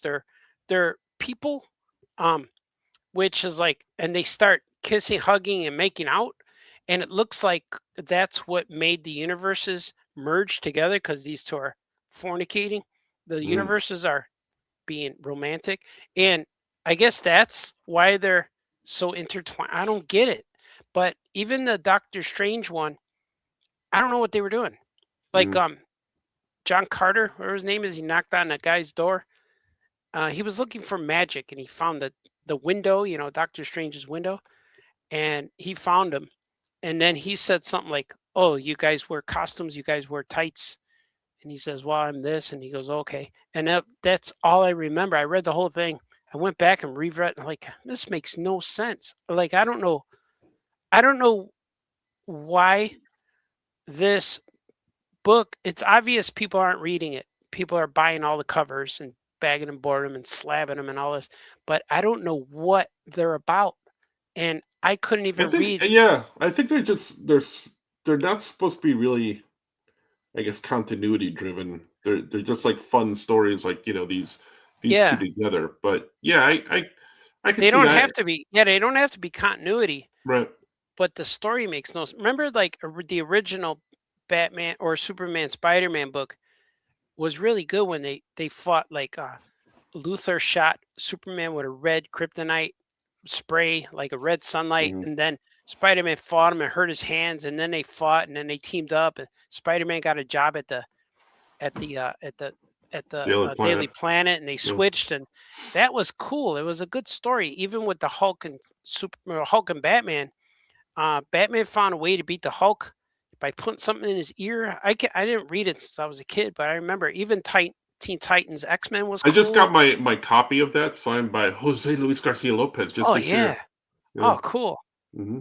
So I don't know if anyone's reading these new books. They're like, it wasn't good, and I still Yeah. have to read the Marvel one. And people at the store, our guys told me the Marvel one was better. And Yeah, that's the one. That's the one I read. Yeah. yeah, I got to read that Yeah. one.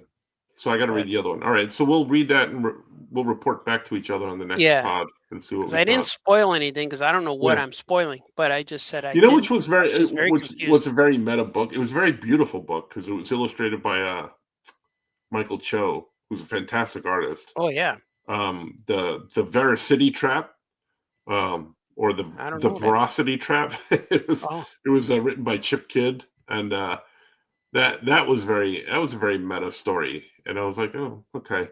Um, yeah, I read it, and I was like, when I was done with it, I was like, okay, but it didn't really do anything for me. yeah, I don't know what But people are. the artwork was great, though. Yeah. Yeah, I don't know what comics are doing. Like I read the Mark Waid ones now and then, The World's Finest. Hmm. Those are really good. Those are real Like good. Yeah. like every book I read, it makes sense. And I'm a fan of just picking up a random book, and like I could pick up issue 7 of anything, and if I could read it and it can make sense. I might be confused story wise, but it's making sense as I'm reading it, Hmm. and it makes me want to read what happened before. But yeah, like I've been picking up books from the gas station. There's a DC Comics rack at the gas station that they had Superman Family Adventures in the rack, and I buy them at the gas station now. And every time I get Red Bull or take kids to college, I stop in, get Red Bull, and I buy a comic, and then I've been opening them and reading them. And those books, a lot of them are really good, and I think DC's putting out their best ones for the gas stations. Because they have like World of Krypton, I think was one of them. It's like an alternate universe, Krypton or alternate future with Batman's a knight and stuff like that. I forgot what it's called. Krypton Knights, I think it's called something like that. But the books are good. and there's a Justice League book I picked up. There's one with Superman and all of Supergirl in it, which was good. But this new thing that they had an opportunity to make amazing, they slacked. I don't know what happened, but I don't know. I thought it was me not understanding. Well, like, what's wrong with my brain? Ladies and gentlemen, we have a late edition here. Scoot is with us. Scoot McMahon. What's wrong with your brain? I'm on the edge of my seat. Yeah, waiting here. Did you read the Batman Deadpool book? No, is it out already? Yeah, it's been out for a little while. And what made me want to read them is there's the Superman Spider-Man got me real excited. The crossover's coming. But if Grant Morrison's writing it, he's going to ruin it again. So I don't know, like even who we met. Yeah, I'm telling you that sometimes like it's real weird with Grant Morrison because there's no in between. Like it's either really good or it's just. And you got to give. I think you have to give him like 20 issues to tell a story or a series, like 12 issues at least. But writing a 8-page or 10-page story, I don't think he can handle it. It's not enough. Oh, we have another late edition. Here we go. Johnny's here. Johnny Yoko Chips. Johnny's here. The entire gang is here. All right, everybody. That's all we have time for today. Thank you for coming. We are reunited. But I had so much to contribute. That's why he's the best in the business. Yeah, exactly. Yoko Chips. Sorry, I was talking to Paul Jenkins live. Man, I'm excited. If I may, he's got cool plans for both Captain Marvel, Ms. Marvel, and the Sentry. Really, really cool new Sentry story he's going to do starting in March. Nice. Nice. The Sentry. That's the guy with the void? That guy, yes, right? Sir. Yes, sir. I know they had a Sentry guy in the cartoon. I forgot his name was Sentry or the Centurion or something like that. He was a weird zombie-looking guy with white hair. That was Johnny. Artie. Wayne was asking, is the book Gotham by Gaslight the Kryptonian Age? Is that the one? No, it's I forgot. I could get them. They're real close. I'm gonna get them and show you. Because that's a great book, that Gotham by Gaslight that Andy Diggle's doing. Yeah. That's a cool. Well, we were talking about the before you just popped in. We were talking about the Deadpool Batman crossover, and Artie was having difficulty with the Grant Morrison one. I only read the other one, the first one, the one Jim Zub or Zeb Wells. Zeb Wells. Yeah. Did it? And it was okay. But I have the other one. I haven't read it, but I haven't read Grant's yet either. But I love these crossovers, and I'm excited for the ones that are still coming. All right, here he is. He's got books in his hands. He was getting all. He's like, who's writing comic books? Who's going on a tear? Yeah, like that. Did you read the Batman Deadpool book? They were telling me. No, they were telling me, Artie, Grant. Yeah, you got a problem with Grant's book? It's horrible. It's stupid. It's dumb. Like, I don't understand. Honestly, Artie, just tell us how you feel about it. Yeah, really. No, I just maybe people love it. I just didn't get it. I just don't understand what he was doing. Oh, that's good, isn't it? Grant, you. That cow belongs to you. That's right. That cow. Yeah. But I bought these from the gas station, and these are cool. I got this one, of course. These books are easy to follow. Yeah, those are really good. I read this and I knew what was happening. By page 3, I was involved. By page 1, and then I read some of this one. I didn't finish this one, but this one's really cool. Oh, that's a good one. Tom Taylor. Well, look how it looks, and it's really good. And what's that called? The Dark Knights of Steel. Oh, the Dark Knights of Steel. Yeah, and then I did Tom Taylor, right? Yeah, and I got another. Yeah, I don't even look at the creators. Give us some creators. Yeah, man. Tom Taylor wrote it, and Yasmin Putri is the art and color. Yasmin Putri? Yasmin. Yeah. Yasmin, I believe Putri is where I'm having trouble. But all right. Yasmin Putri is the new Verma Formiga. Exactly. Putri or Putri or Petri. And then I got this. I didn't open this yet. But I'm going to read this. This is going to be good, too, because it looks good already. And look at a vintage one. Didn't open it yet. Oh, I remember that. They're putting out these at the gas station. That's John Byrne right there. Right away. Yeah. So I got these. Cheap. Which gas station? Over the one there by his house there over there. It's a Circle K gas station. Oh, we got those. And then they have them at who's that other one? There's one in Ohio. People are sending me pictures. One of those chain ones. But but I don't Sheets? understand. Yeah, sheets. But I've been reading these. I got a few more over there. But I understand what's happening. And I read that Batman Deadpool and I have no clue. I read That's the whole interesting. thing and I read the first 2 stories. And I'm just saying that if you're going to have a book that's going to be an epic crossover with both major companies, why not make a really good story that's going to impact everyone and not give someone like me who's been reading comics for 50 years an opinion like this? You know, and if it was good, I would say, man, that was terrific. It's like watching anything that's good. Like if it's not good, why do you put it out there? And that, like, just because you have Grant Morrison's name on it doesn't mean it's going to be Academy Award winning. You know, like, well, we got Grant, let him do whatever he wants. Like, no, he needs an editor. You need somebody, man. Like, it wasn't good unless I wonder- just didn't get it. I wonder if there is an editor that can go to Grant and go, listen, Right. hold on with that LSD driven thought. I'm kidding about the LSD. Oh, I don't know about it. Kind of, but Yeah. no. And I love Grant. And I love how crazy Grant is. But no, I hear what you're saying, Artie, because I read his Super Gods book where he really kind of explains his feelings on superheroes. And some of them I agree with. Some of them like, no, man, that's not what it is. I read his that Crisis one. Oh, go ahead. No, go ahead. I remember reading the Crisis one. One of the Crises where J.G. Jones was drawing all the covers, and we were working on Tiny Titans at that time. I think that's final. I think that's final. Yeah, and we read that, but that was like 12 issues.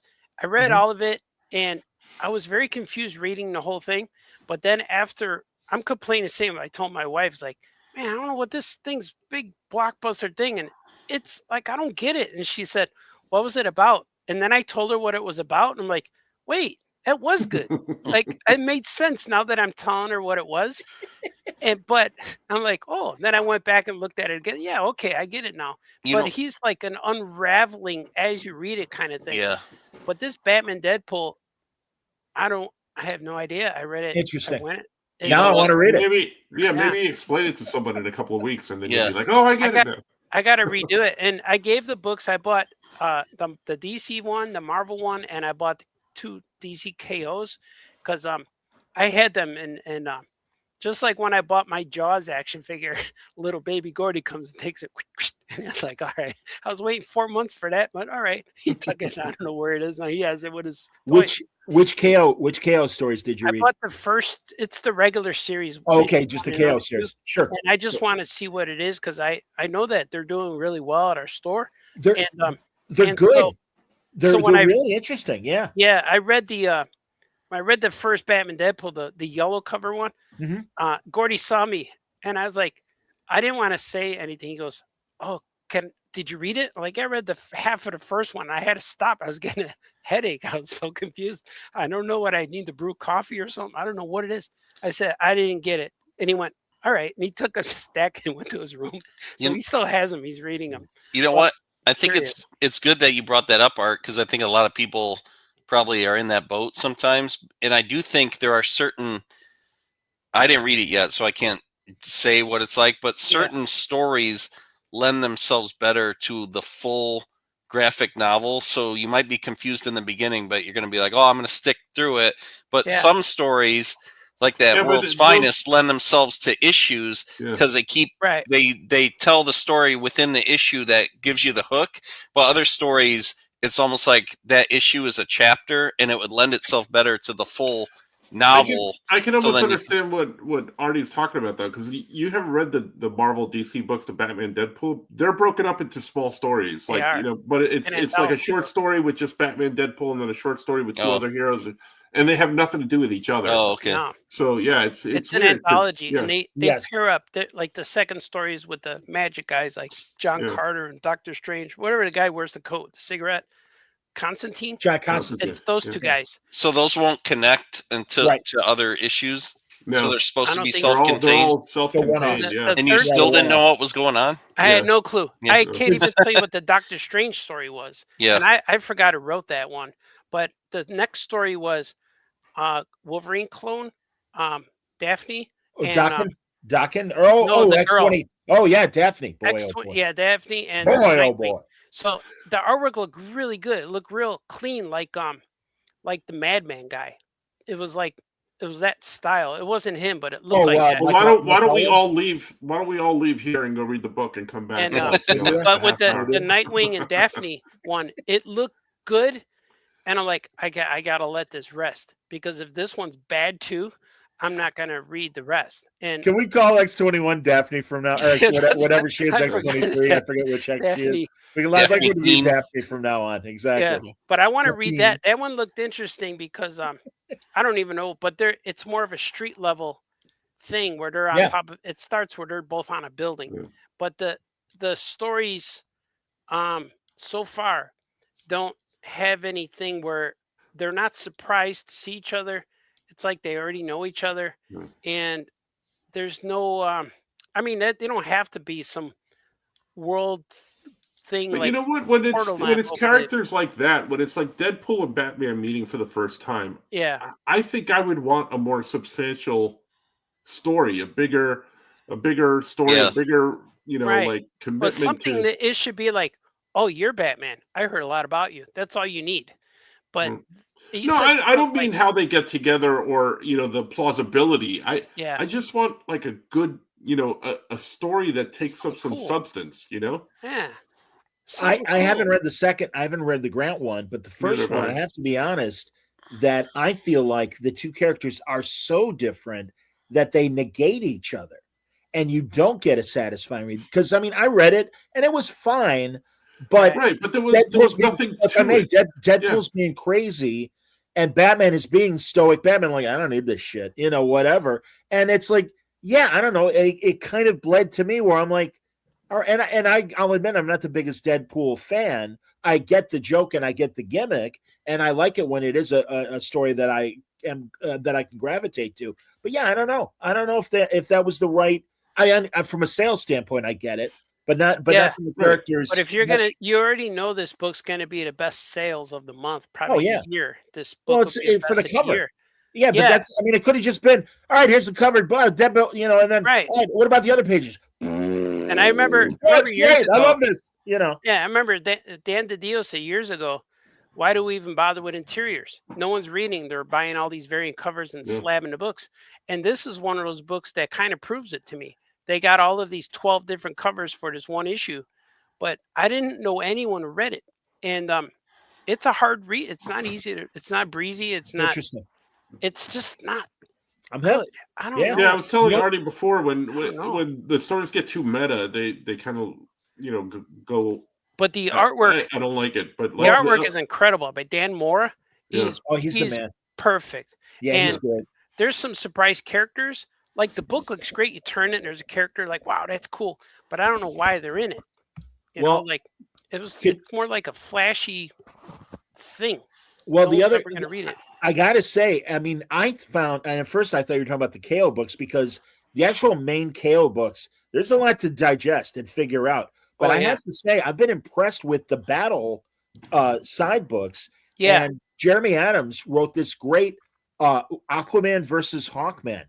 And at first you're like, yeah, whatever. But no, there's and because I forget the name, guys. Do you remember it was about 10 or 15 years ago where maybe it was during Countdown or something, but you had like Red Rain Batman versus Frank Miller Batman. It was like those arena kind of things. Yeah. And those were all art. And there really wasn't much of a story there. And honestly, like Jeremy's Hawkman, Aquaman thing, it's like, oh, wait a minute, there's characterization in here, and there's really something going on. And it really expanded. Right now, what he's doing with Aquaman is he's an elemental in the same way that Swamp Thing is. And just like Swamp Thing is all about the green because of the ocean and stuff, Aquaman is all about the blue, and he's tapping into that power. And now all of a sudden, Aquaman is at a power level that might equal Superman's. Who's to say? And it's very interesting. And also, Hawkman is like there's no slouch in the story either. And he taps into his ancient Egyptian thing going on. So I'm impressed. I gotta say it. I think Jenkins and I were just talking about it. That I think right now, as far as the tortoise and the hare, and the tortoise being DC and the hair being Marvel and stuff. Right now, the tortoise is kind of chugging along, and the hair can't believe he's in front of him instead of behind him. There's interesting stories going on. Yeah, DC is really, publishing wise with the Absolute line and stuff like that, really kind of like, kicking butt this year. Yep.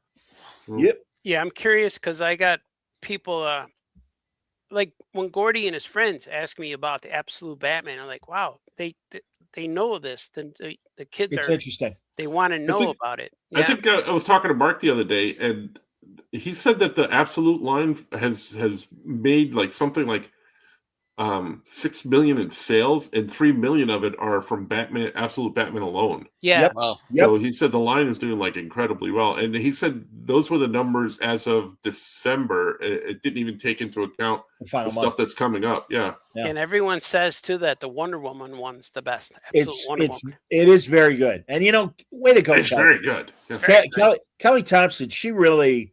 I went from. You mean Kelly DeConnick? No. Kelly Thompson. Oh, and now, I mean, literally on our book club, on our Patreon book club, we did the first volume of her Birds of Prey, and it's fantastic. And again, Gail killed on Birds of Prey, and other people have as well. But Kel really brought in a unique voice. But this Wonder Woman thing, and they just had the crossover finally of Absolute Wonder Woman and Absolute. Yeah, Batman. well, that's what Mark said. That doesn't take into account the crossover that they just did. Wow, yeah. And that's huge. Is that a whole different series, or they cross? No, it's an issue. It's an issue of the Batman series. Yeah, the characters are coming together for the first time. Finally. Yeah. Oh, that's cool. No, that's cool. And they're taking their time with this. I mean, I remember at the very beginning talking to Scott Snyder about this, and he's like, "We're not going to rush this," which is good. Good. Yeah. I mean, that was the thing with Civil War, where it's like, "Hey, guess what? Spider-Man's Peter Parker." Okay. Yeah.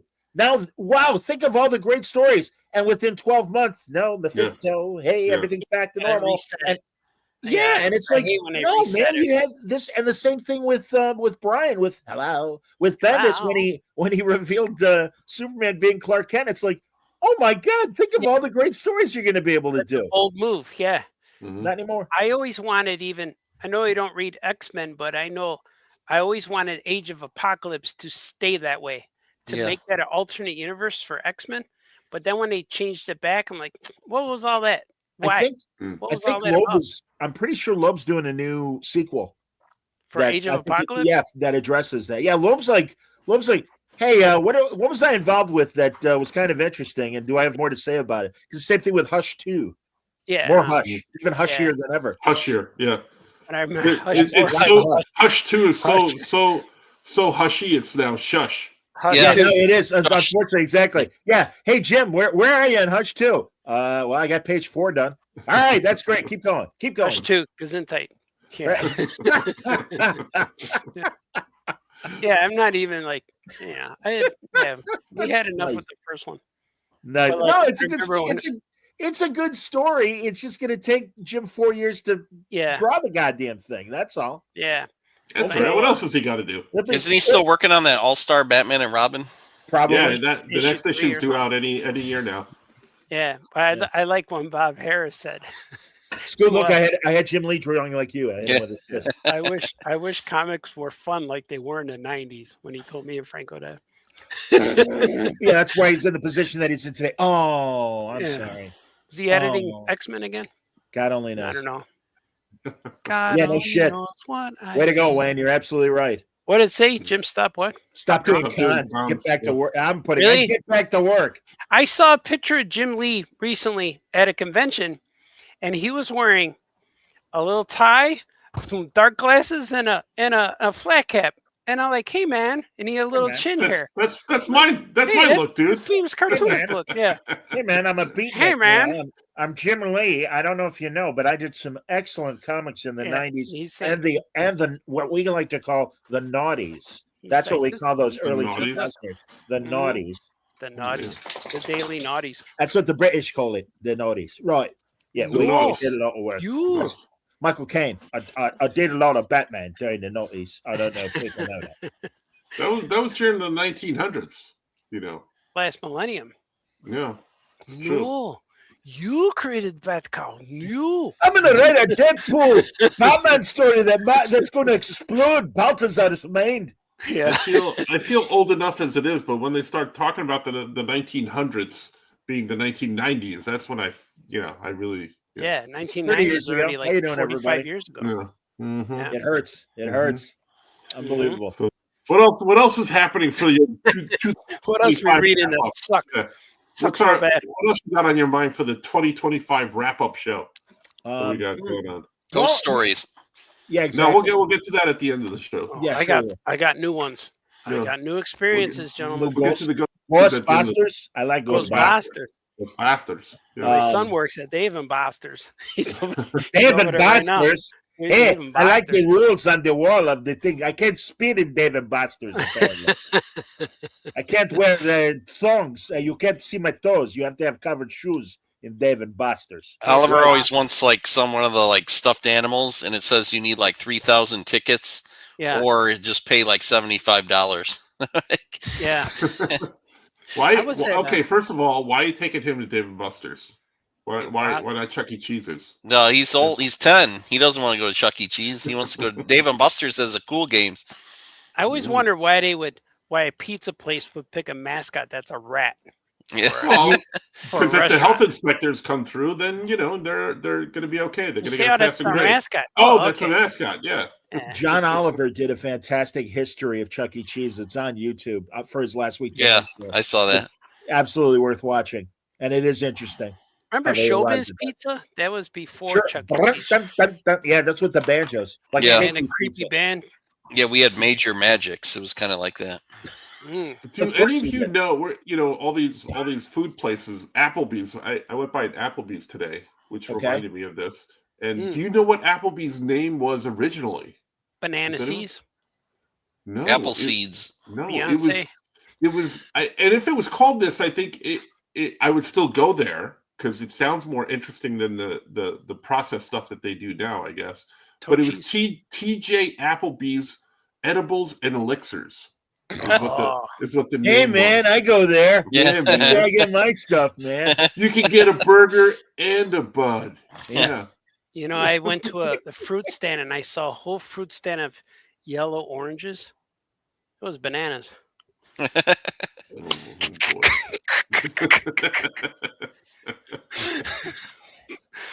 Dad joke. Thank you. Thank you. All right. I went to you've driven us to silence, so obviously. Did you hear? Did you hear about the new restaurant that they're going to open up on the moon? No. They say the food's good, but there's no atmosphere. Hey now. Yeah, thank you. Dad jokes. The dad jokes portion. I'm here all week. Yeah, enjoy the orbit. Yeah. It's like I was going gray too, and I asked my wife what should I do, and she said diet. So I lost 20 pounds. So I'm still gray though. I don't understand. Man, Bazooka Joe cannot write these down fast enough to put in the bubble gum. That's how great these are. You're going to use them one day, Johnny. Yeah, right away. You're going to need them to wipe my ass with. Sure. You know what? I think Johnny's in the mood for your Beyonce joke from before. Oh yeah. Yeah. Go ahead. You know what, Johnny? You know what Jay-Z would call his wife before they were married? Beyonce. I don't Fiance. know. Nice. I like that. Now that I like. That's a good one. I can see the kid with the eye patch telling that to Bazooka Joe. Absolutely. What's the deal with that? How come the blind advocacy have not complained about the eye patch? That was an accident. Could be. It was a BB gun. Got the gum in the eyes. Yeah. You got the gum. Well, let's hope it's gum. Yeah. Hey, that's not gum. Oh boy. Shoot anyway. I thought it was anyway. Yeah. So what else was a big story for you, or just in general of the world in our 2025 wrap up? I had a productive 2020. I mean, I understand that the world's on fire and doom and destruction, but hey, I got my act together. I'm halfway through the word balloon book that I'm transcribing. Halfway, halfway there, and I got we do the book club now with Patreon. Mm-hmm. We're gonna do Darwin. We're gonna do Darwin Cook's first volume of Parker. Those IDW crime books and stuff. You also got to talk about the other thing, Johnny. We started the other day. Are we ready to announce it, Francis? I don't know. I thought maybe not. I'll leave it up to you. But it's in process. We're making it, but we should let the people know, especially the Yet crowd, who might be interested in this. We're gonna. I'm proud and partly proud and partly ashamed. But go ahead. Yeah. So I'm driving to Highland Park to see my high school friends. I have no idea. Do you remember how we got on the subject of the Love Boat, Franco? I think it was raining when you were driving. I think that's what brought it. I think could be. I'm not But sure. we're just talking about all the lame celebrities that were on the Love Boat, and we're laughing. Hey, Francis, why? Yes, he was on Jimmy Carr, absolutely. And Charles Coochie, she's on there. Oh yeah, April. That's the thing. So we're doing a Love Boat rewatch, and we started with the first two pilots, where the first pilot, nobody from the series is in it. Two pilots, completely. Well, there were three altogether. Really?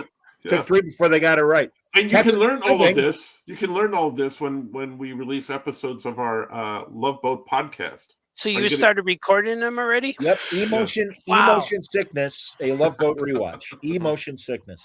I know. I heard your song. You sent the song. Love. Familiar. Wow.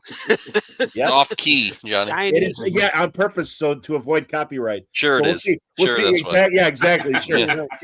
Sure you can. Exactly. I didn't mean to sound like that. Yes, you did. So anyway, I'm doing it hopefully to avoid copyright infringement. But I am supposedly getting original music composed. And when that happens, I'll switch. So what Johnny is saying is that, yes, 2025 was good, but because he's doing Love Boat rewatch podcast, their 2026 is going to be spectacular. Even better. Because we gotta see how Bill Bixby and Ruth Buzzy got together on the Love Boat. Or Susan Anton and Larry from Three's Company. That kind of thing. Who did Jamie Farr hook up with? I don't know. We haven't gotten there yet. Was every show about them being in love? I never watched. That's why they called it the Love Boat. It was a hookup show. Did people go there to meet people, or did it was the first two pilots are more sexier in a TV movie sort of way because they were based on a book that this woman Genevieve Saunders wrote. She was the first female cruise director, and literally it was about her discovering that in the 60s the cruise had become a bunch of old people and then a bunch of swingers looking to hook up and everything. Was Janet ever on there? Oh yeah, I'm sure she was. Don't give it away, Johnny. We got to let them listen to the episode. I don't remember watching it. I didn't watch a lot of stuff when I was a kid. Parents always say, "This isn't for you, go." You already watched. It didn't get. Because really, they needed their alone time with the TV. They're like, "Get out of here, kid." Yeah. Go play with Rockman.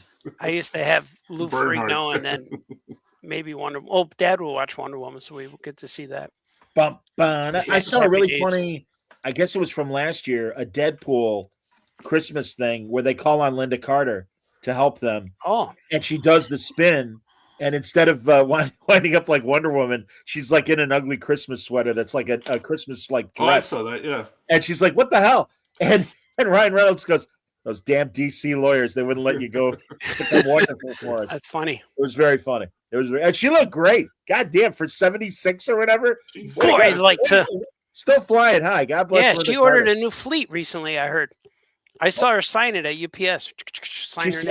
She's I believe Trump is using her to threaten Venezuela. That's how much she's flying. Really? Yeah. Oh my gosh.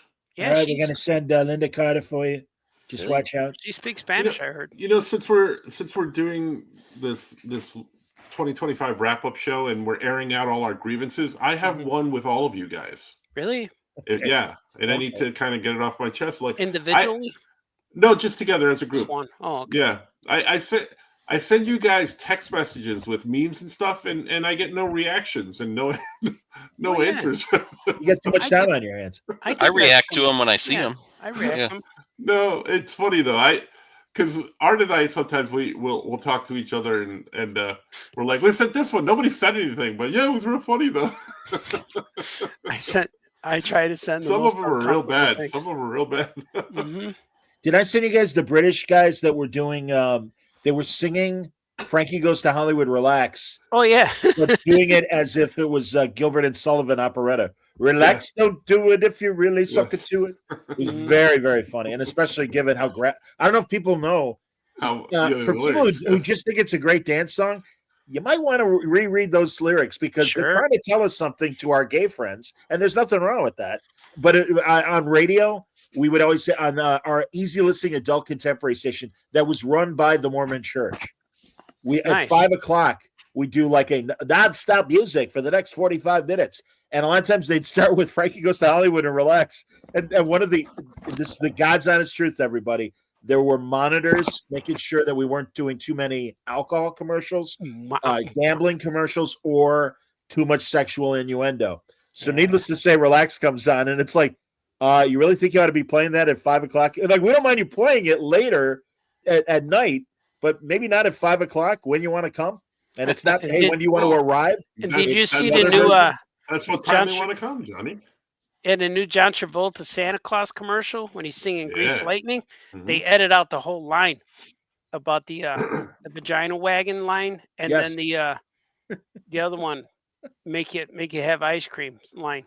So they edit out that whole portion, and the song skips. It's like it skips, it skips to the next verse right away. I told Artie when we had lunch with Chucky, it was Chucky's birthday lunch, which was hilarious. It was a great adventure.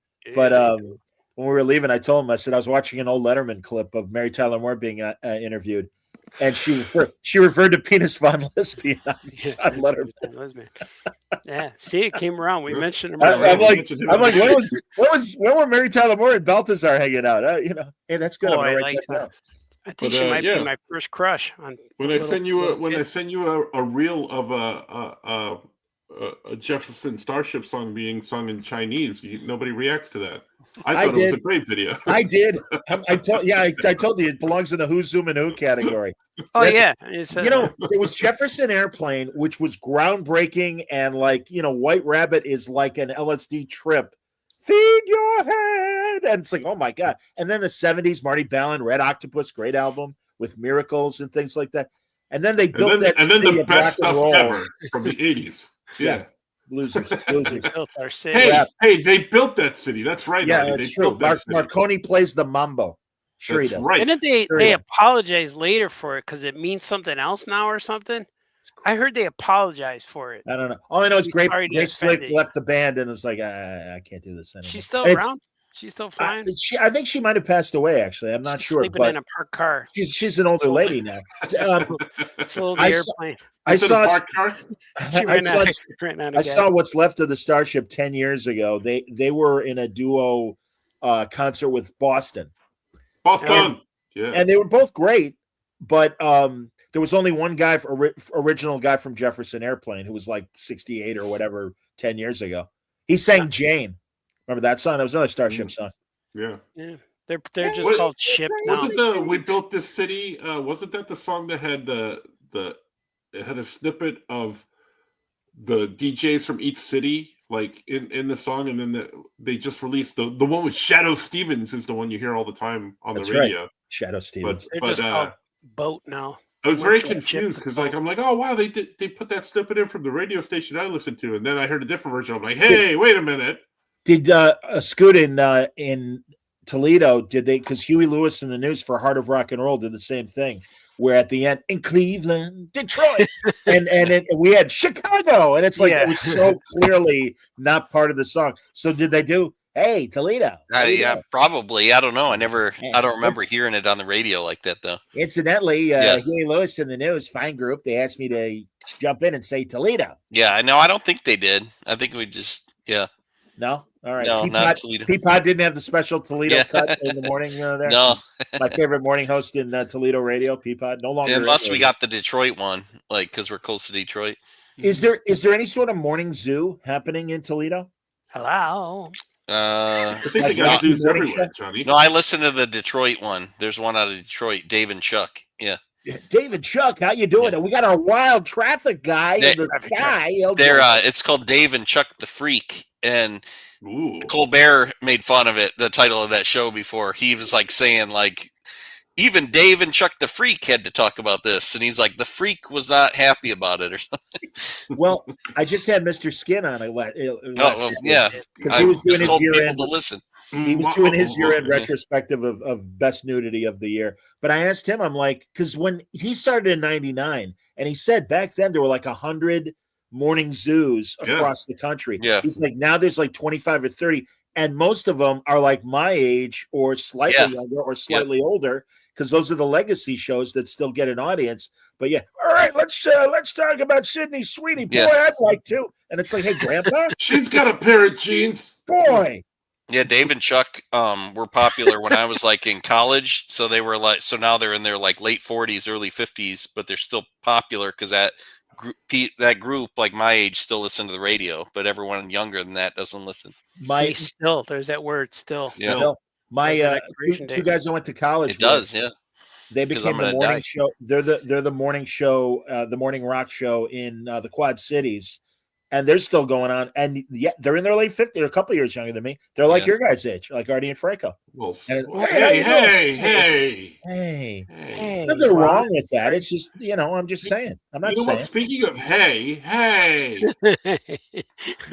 Another grievance I have, and this was just the other day. This was a.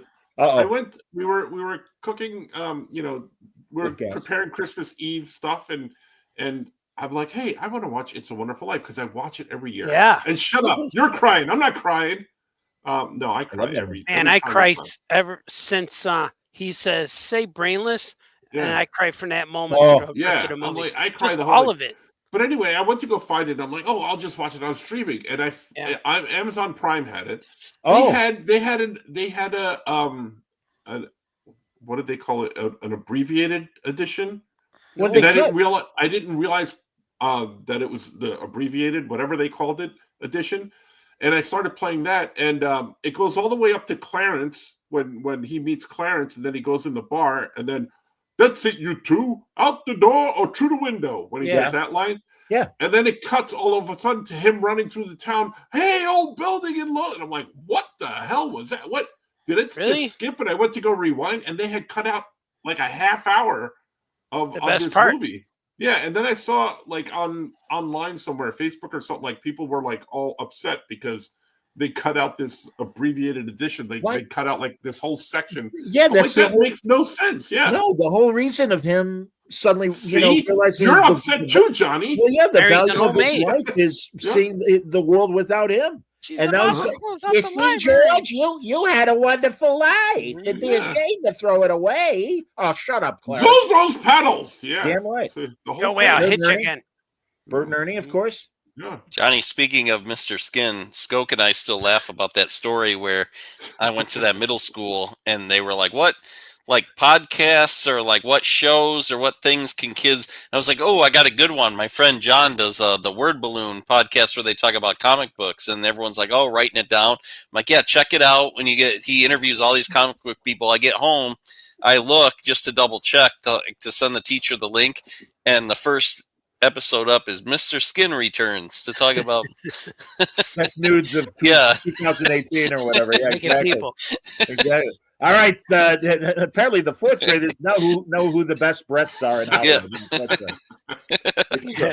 That's butt. I know, and that's what I love about Skin. He's great, and because I'm like, wasn't it interesting that like nudity in movies you can't really sell anymore because they want all ages, but on TV, there's Johnsons all over the place, and I don't mean Lyndon Baines Johnson. I'm talking about the units. A lot of tenants, a lot of units all over. Peacekeeper or Peacemaker, same thing. Nuts. Yeah, these nuts. Yeah, exactly. I'm not gonna watch and meanwhile he'll be like, who's got the best burger? I'm like, oh, okay, I don't need to know that, but thank you. A burger? Is that an innuendo too? It's an innuendo. Speaking of nudity and reviews, Scoot, didn't we get a review for this thing? Yep, we did. Yeah, we got one. Dave Scheid found it. Sent it to me from Yeti. Yeah, someone. A comic book Yeti reviewed it. Yeah. Is it out now? No, it comes out in February, but we got a pretty good review. It said that he liked it. He liked it. He compared it to books like Dogman and other books that he reads with his kid, and he can't wait to read that when it comes out to his kid. That's there you go. So in a shameless plug, our last one for 2025, go out and pre-order Ninja Kaiju from Paper Cuts. It comes out in February. Yeah. I like that. Yeah. I like it. It's good. It's good. Where can they preview it or pre-order it? You going to post a link? No, I didn't do that much work. Because every time I do that, I get in trouble from Paper Cuts. They're like, post the Paper Cut link. And I'm like, well, give it to me. Just let people pre-order it where they pre-order it. Yeah. I'm very impressed with Mad Cave and Paper Cuts and everything they've been doing. They're welcome. With them. Truly, I like it. Late a lot. Hey, and how's Speed Racer going, sir? Good. That comes out in April. Okay. True. Here So he you comes. should pre-order that too. I've been Comes watching the Big old Race. ones on MeTV Tunes. I think And they're on the they're- Tubi, you're- too. you guys are in. Well, Artie and I are up. You guys are in bed. It's Yeah. not like Oh, 11:30 I'm- Central yeah. Time and midnight Central Time. Yeah, the vampire's alive and well. There you go. Yeah, Selma Clever. Hayek's hanging out with me. I was watching the car acrobatic team and Kabbalah. I And of always course, like you know. the sound effect of them running with their heels on the ground. Like I always like that. Oh, Yeah. it's a Running lot down the scarier hallway. than I remember, and also a lot more violent than I remembered. Yeah, people Mhm. die. Yeah, a lot Did it? of, A lot of car explosions. yeah, Yeah. exactly. Car explosions, man. I'm like flying off of cliffs or over rails and stuff. Not good. Mm-hmm. Yeah. Trixie. killed her. Can't go wrong with Yeah, I'd Trixie. like to Trixie. Yeah. Oh, Mm-hmm. let me tell you. I don't know if that was Yeah. his sister. He's or still is that a flying, literally. So she's Speed. in the He's my chopper. Yeah. Sprite voice. Yeah, Spritle and Chim Chim, little stretch, but that's all right. Chim Chim. Everyone should have a little monkey. I got one. Do you? In my pants. It's Oh, true. boy. That's big. Medium-sized what else? monkey. What else happened last year? I don't know. I don't even know, man. It's been a blur. It has been a blur. I like the trips. Like I had a great time in New York Comic Con. That was cool. And Terrificon was fun. Connecticut was good. Yep. Si Dos was cool. Yeah. Like A lot that's of mostly what I travels. did. A lot of travels. Yeah. Mm-hmm. I'm starting the year with a book tour, another Cat and Hat book tour. Nice. Yeah, but it's mostly Chicago, so that's good. Okay. And yeah, but yeah, just the shows. The New Have York you- was cool. Have you guys started watching? I still haven't started it yet. The thing on Apple, the Body Snatcher story. Pluribus. Pluribus. Oh, I finished it. It was I it was gotta see great. it. It was real. I'm gonna watch It's it weird before we- because it's real slow, like Uh-huh. in terms of like when they get to stuff, but it's fascinating to me.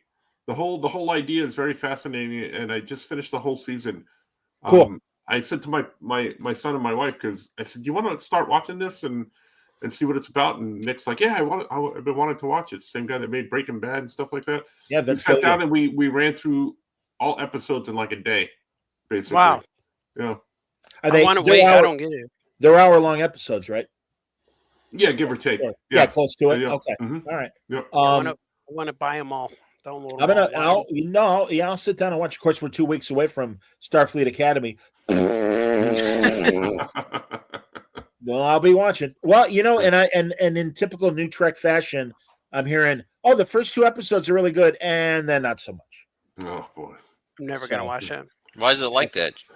because they suck. Because they're terrible. Well, if you writers. want to know that, Scoot, you got to listen to the Oh Yeah Trek Talk. Okay? I try, but I don't know what you guys are talking about. Johnny's just yelling at everyone on there. I am always yelling at everybody. It's true. I watch it. I like that show. Maybe just stick to the Love Boat one. That'll be more your speed. watching, Emotion sickness coming your way. I'm up to date on Stranger Things.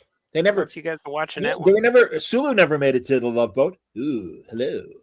I'm Well, he behind was in on outer Stranger space. Things. When was he going to be on land, Johnny? Come on. Well, Nichelle Nichols. None of those My guys. gosh. Shatner and Nimoy never did any Love Boats. why not? I think they were Was too busy. Chakotay on there? I don't think Chakotay was on there either. No, Robert Beltran. No. He must have been a teenager by then, right? Well, he was doing Edie Raoul around that time. Oh, That first movie that he made. Oh, I do like yelling. You're right, Wayne. He's Thank like- yeah. you. Pluribus This is is awesome. awesome, and Rhea Shelton is amazing. Yeah. Dia Rhea Shelton, if you will. She's The full great. name. Charles back. Charles Beck, yes. April Hunter, or April Hunter's from Turtles, right? Isn't that her name? April O'Neil. April O'Neil, pardon me. But yes, I'm a dancer. I want to be a sheep entertainer. I mean, she attacks the English language like a beaver attacking a tree. She I attacks you. hope you like my dance and my singing. It's like, all right. What is that? That's from That's Star that's Charo Charo. from the on- Love Boat. That's Charo's recurring Oh, character. on Charo. the Love Boat. But we'll Yeah. get to that on the Love Boat. You know what else I told Artie that I saw the Austin Butler film. I forget the name. Caught Stealing. Caught Stealing. Which was great. But then I had seen it, but my family hadn't seen it. It was Wild Robot, and I love that. Oh, film. yeah, Wild that's a Robot great was one. Amazing. Yeah.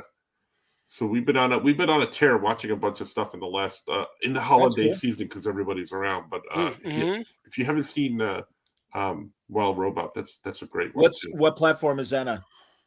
I think it's on Netflix. Okay.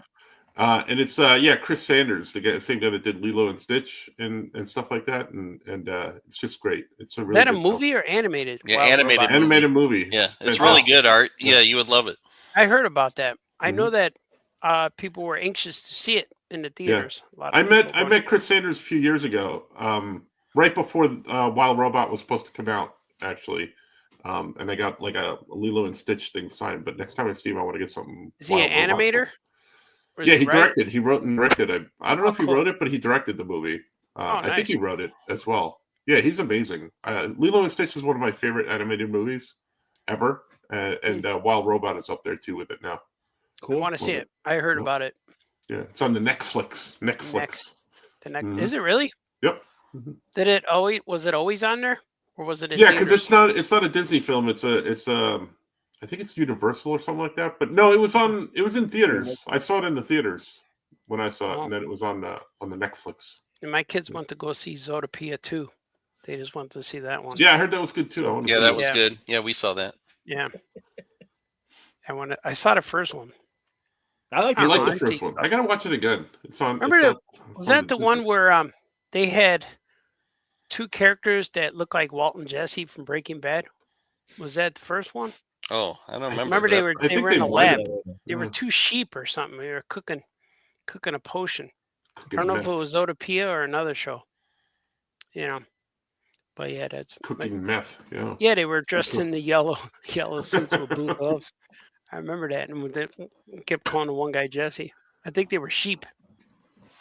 I don't know. Funny. We'll edit that out. Nobody. That makes nobody sense. cares. No, it's staying there. Yeah. We're live. Remember, live. We're live. We are live. We'll do it live. But, Go I can on, do it right. do it live. all right, what else we got? Anything else? We can be done. I can't It's remember been a what year. happened this year. What else happened this year? We went to Barbara Walters still around, right? She good? Dead. Dead? Barbara. Ah. Is Barbara dead? Barbara? I think How Barbara's about dead. Verma? How's Verma doing? You know, it's funny. I forget why I was thinking of Verma Farmiga, and I'm like, well, we Yeah, haven't you had were. a new Verma project in a while. The We Verma need project. more Verma. She's been. Yeah, I was telling Artie she does all the Conjuring movies, the scary movies. Oh, about really? And Annabelle doll and other stuff. So yeah. You'll been be around. happy to know that many of my Seen Missing people can't wait to be on the Love Boat show. So What? we're gonna have to figure Oh, out how to okay. get them in. Because you're on the East Coast, they're on the West Coast. So That's all right. We'll talk. Yeah. We'll be fine. all right. We'll be all right. Everything will be fine. So do you guys watch it first, then record, or do you record while you're watching it? No, watch watch it it and then talk- we talk about it. Yeah. Oh, so it's like a review. And we're not. My feeling is like, let's not review it live. Let's keep those canned, and then maybe at the end of each season, we can review the season, and then people can chime in what their thoughts are and stuff. I don't know. And do again, any episodes like connect, or are they all just Yes. self-contained? well, You're gonna have to listen to the show, Scoot. Characters. No, Come I on, won't. my gosh. I gotta watch Just the trying to show. Get all this info out of well, us. now that it's usually shown in hour-long segments, you got those 2-hour ones, like when they went to Hong Kong or some of the Yeah. other more exotic locations. So those are presented as 2-part stories. But also, Vicky, obviously, his daughter shows up in season 3. You had a robot then- girl. We pretty much see her. Yes, we pretty much see her grow up for the next 6 seasons and stuff. Yeah. You know. Sweet Vicky. Boy, I'd like to. Nice. I have no idea. But yeah, you're gonna have to Actually- watch the show, Scoot. Come Actually, on. she grew up to be a very lovely woman. Absolutely. she? So, oh yeah, sure. Was she a She's new very, addition, like when they added Joey to Give Me a Break? Whoa. Any Maybe box it was was on the Love Boat? I don't think so. I don't think Sugar Ray Leonard ever made it to the Love Boat. She had that bowl haircut, though, didn't she? I remember Yeah. that. Vicky, Yeah. yes. Like Oh the yeah, Dorothy Vicky. Hamill cut Vicky or looks like whatever. We Vicky should- looks like they literally found her on the playground and stuff, like on the swing set, and said, We "Hey, should wanna bring do that something?" haircut back. You know, that's a thing Yeah. that doesn't happen much anymore. I know that there's trends and people see things online, but man, back in the 70s when Dorothy Hamill came on the scene, man, everybody had that haircut. Even my sister, and I made so much fun of her. Just that bowl, like Dorothy Hamill cut, and that was around the time period of Vicky. Oh yeah, Dorothy Hamill can never not have that. She has to It's have true. that. She's still around too. She's still I've seen, flying. yeah, She's she's still skating? skating. Yeah, Yeah, she's she's still still flying. skating. Boy, We got to get her Peggy- on the show. Peggy Fleming actually still. Peggy Fleming. Peggy Fleming. Yeah. Exactly. That's Is that what her Dick real Clement name? would do. Here comes Peggy Fleming. Peggy like, all right. Fleming. You know, and Peggy Fleming Get and the Dorothy Zamboni out Hamill there to clean the ice. never hit each other with a pipe in the legs. No, never no, did they that. didn't. Mary Lou Retinoll. She's still around too, right? Mary Lou Retinoll. Yeah. Didn't she get in trouble? I saw a video of her like getting arrested or something. I don't think Walking so. the line. You know, Nadia Comaneci grew up pretty fine as well. Nadia Comaneci. I remember National Lampoon Radio Hour did it was Brian Doyle Murray, and he's like, "Well, it's 3 a.m. in America, but here it's 2 p.m. in Bugar Yugoslavia, where Nadia Comaneci is about to do her gymnastics." Nadia Bugar Yugoslavia. Dan Cassidy says that Mary Lou Retinoll, she got a DUI. Yeah, and it's I Mary saw Lou some- Retton, but I'm like Mary Lou America's Retinoll. sweetheart. Don't you know? Don't you recognize this giant ass? Come on. Want to see my gold medal? Yeah. She was a firecracker, that Mary Lou Retton. Speaking of which, Yeah, I she's saw Reese Witherspoon yell at a cop, like, "Don't you know who I am?" And Oh, I think good she, for her. I Oh, think she was some of the influence. I heard about some of that too. Yeah, because Boy, people oh need to boy. know who she is. We know exactly who you Strictly are. Blonde, whatever. What Strictly Blonde? What was it called? Legally Illegally Blonde. Blonde. Legally Blonde. She made Yeah. a lot of money for her. You Yeah, know she who did. I am, damn it. You know what that's from? I No. do that all the time. I It's, go to, Al like, Collins yelling at the police when the OJ chase was Is that what going he on. said? Oh yeah. Yeah. He's like, I was- this is Al Collins. They're like, who? He's like, you know who I am, damn it. You know, I do you that. know I do that who when I go to am. the supermarket. was- Yeah, all the checkout lady. You know who I am. Don't you know who I am? I don't Yeah. have to ESPN's tell you. Mike Greenberg and I were enjoying a fine Greek meal at the Greek Islands restaurant in Greektown in Chicago. When How the many White times can you say Bronco, Greek in a sentence? Go ahead. exactly, when the White Bronco Greekly was being chased by the Greek. Oh, really? Yeah. Oh, yeah. Mark You were with Greenie. Greekberg. And so remember, ESPN did a 30 for 30 about that sports day Yeah. because like the basketball playoffs were going on, like a lot of Mhm. stuff was going on that day. And when it came out, Greeny's like, "Do you remember that day? Do you remember what we were doing?" I'm like, "Yeah, we were eating Saganaki at the Greek Islands. Absolutely, I remember that day." It's a lot of words I didn't I understand. know. Yeah. I heard Greek Bannock 15 Copa. times and then Saganaki and And then all of a sudden, Deadpool and Batman showed up along with Grant Morrison, and really, I'm confused. Yeah, I'm everyone. really we had no idea what that was going on. I have It's no idea. it. I love it. Don't you I'm- get it? It's I'm going to not a read secret. that. I should have just slabbed it right away. I'm going to rock the it. ganj and then read Deadpool and Batman. I'll take That makes notes and I'll sense. tell you when it makes sense. I'm gonna read it in reverse order. Wow. I'm gonna read it like an anime book. Like a manga. Yeah, I like should a have manga. slapped it right away. I would have been.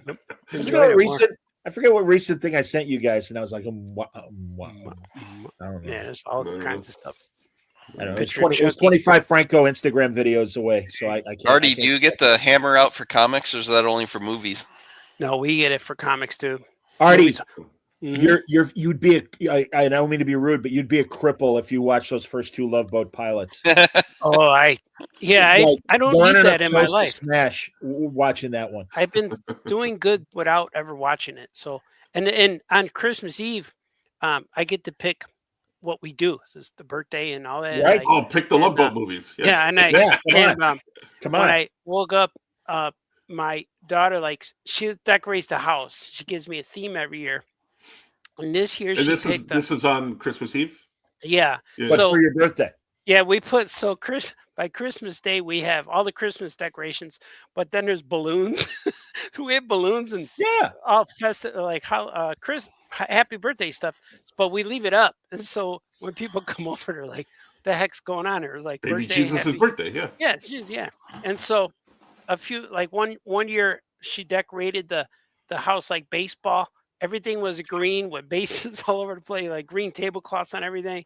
And then one year was Superman, and she put whatever's on. Last year was Jaws. I was coming down the stairs. She was playing Jaws on a piano, and it was cool. We had sharks on the TV all day, and so we watched Jaws later that night. And so I get to pick the movie. So when I came down today, it said, "Welcome to the Balthazar Theater" on the stairs, and then everyone drew movie posters. I'm gonna upload a video probably tomorrow, a little short, and they drew the Star Wars movie poster, Superman movie poster, E.T., Jaws, and Planet of the Apes, and they said, Dad, you could pick your movie, and they gave me movie tickets for tonight, and I can invite 4 people, and it was really cool. And we had popcorn and all this stuff, and my wife's real nervous all the time of what movie I'm going to pick. And then she's like, "Oh, please." I said, and she wanted to know. We went to dinner. I found my favorite restaurant was open till 8, so we were able to go. And then we discussing this movie, and she's like, "What movie are you gonna pick?" I'm like, "It's something you'll like." "Are you sure? Did I see it before?" I said, "Probably." "Is it a new movie?" "Well, the kid's never seen it." And like, "Oh, what is it?" And then she went, "It's not the Star Wars holiday special, is it?" And I went, "Do you want to watch it?" And she went, "No." And I mentioned the hammer. She said, "Last time you put a hammer in the middle of the floor." And I was real tempted. I said, "But I didn't want to smash my little toe." I said, "It doesn't have to be the baby toe. You can smash the big toe." I didn't want to smash my toe. So we watched the whole thing. And Gordy kept pushing for it. He goes, "Dad, we're going to put it on. We're going to watch it. We're going to watch it." Like, I said, "No, we won't torture." But I put the original Planet of the Apes. But I told him that you can't see what I'm picking. So I'll get it up going, and everyone has to not look at the TV until I press play. And I'm like, okay, look, because in the movie, they don't have an intro. They showed a space, and then Charlton Heston's talking, "There must be something out there better than man." And he goes, "There's our new Eve, and she dies and all that." And then you hear the music, boom, boom, boom, boom, boom, boom. And they didn't know what it was. And it was so cool. And Audrey loved it.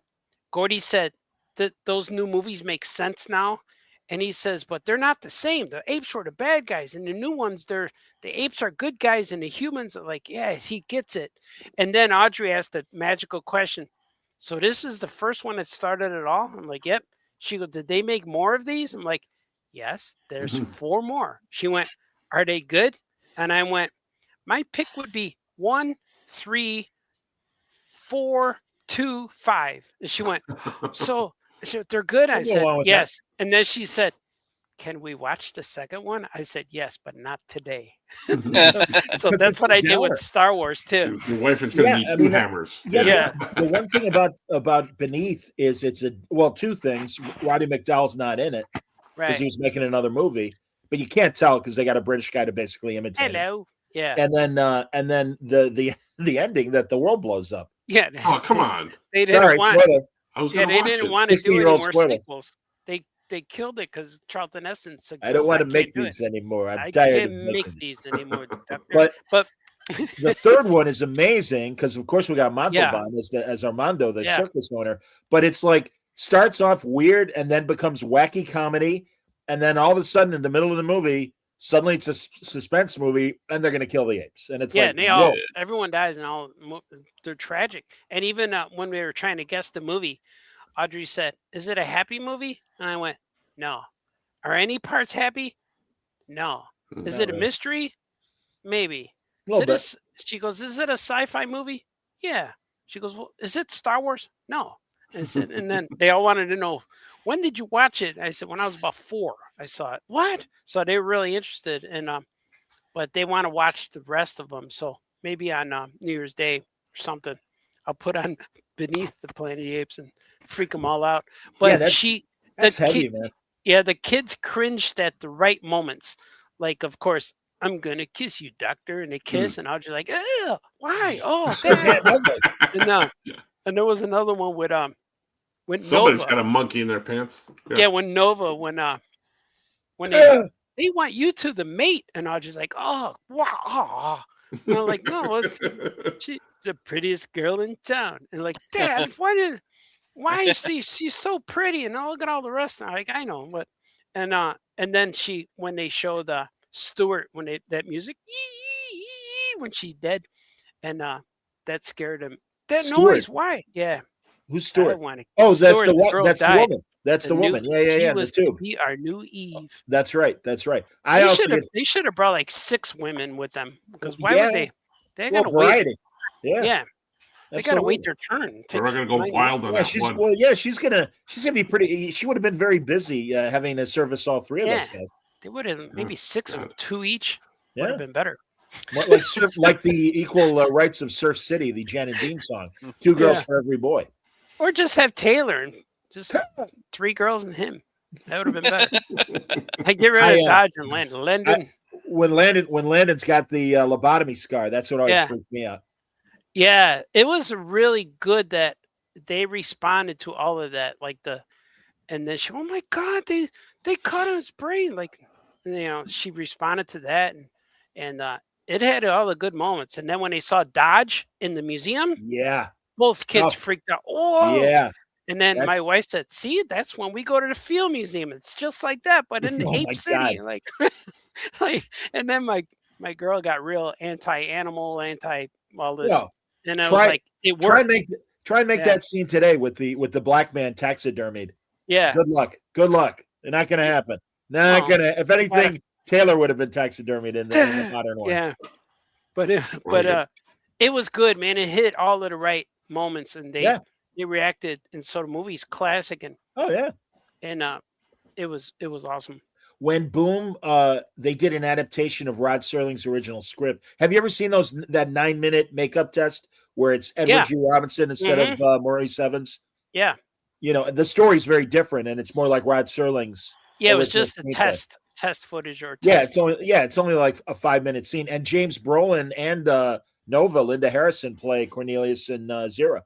And even Gordy said at the end, "Dad, that was like a Twilight Zone movie." I said, "Oh, it's funny you say this." And I told him about Rod Serling. He didn't know that part. Yep. And so it came through. Because they do the marathons of Twilight Zone on one of the days. I love that. And we watch them all every year. Yeah, isn't it amazing how that's a 70-year-old show and it still holds up? Yeah, without special effects. It's pretty much they have minimal special effects. Yeah, no, are you kidding? 1959, for God's sake, when it started. Yeah, stories are classic. You just need a good story. You could find a way to translate it, and it's good. Yep. But I can't wait to watch the second one. Dan Cassidy says movie and earlier poster talk reminded me that Drew Struzan passed away in October of this year. Yeah, legacy. True. You could celebrate with a 2026 marathon. Ooh, that's an idea. That is a good idea. What a genius. Yeah, what amazing movie posters. Absolutely. I know my buddy Doug Klaba studied with him for a while. Oh, with him? Yep. Wow.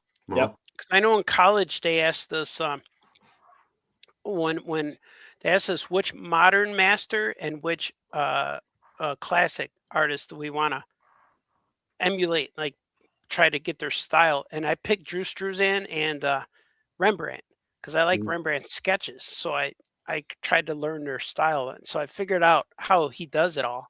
And I learned his techniques and stuff. Did you guys ever meet Basil Gogos before he passed away? Maybe. No. You know who that is? Yeah. Yes. He's the painted for the audience if they don't know, the painted covers of monsters. Famous monsters of filmland. A lot of those Fangoria covers. Fangoria. Yep.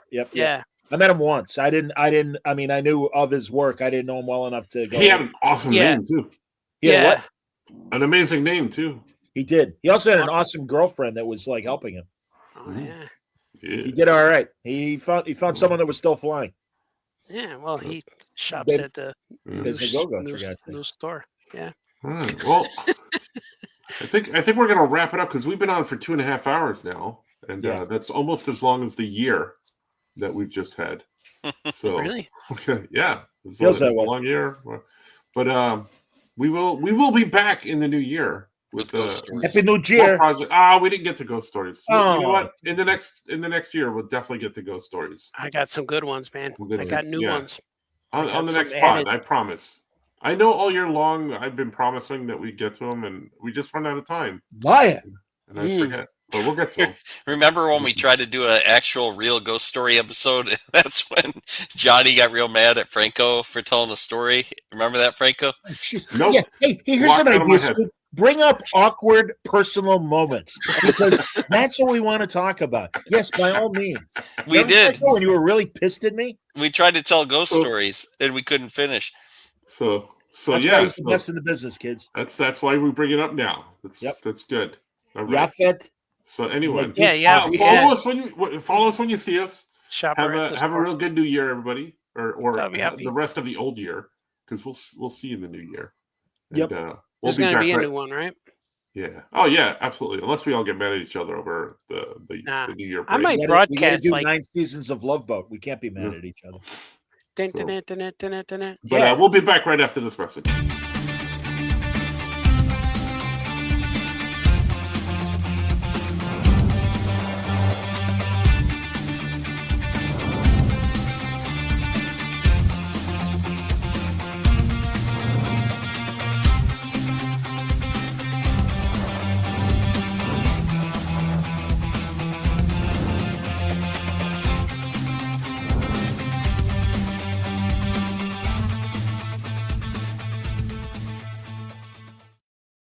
Tell him, Marty. Tell him. You guys are awesome. Okay, bye-bye. Happy New Year.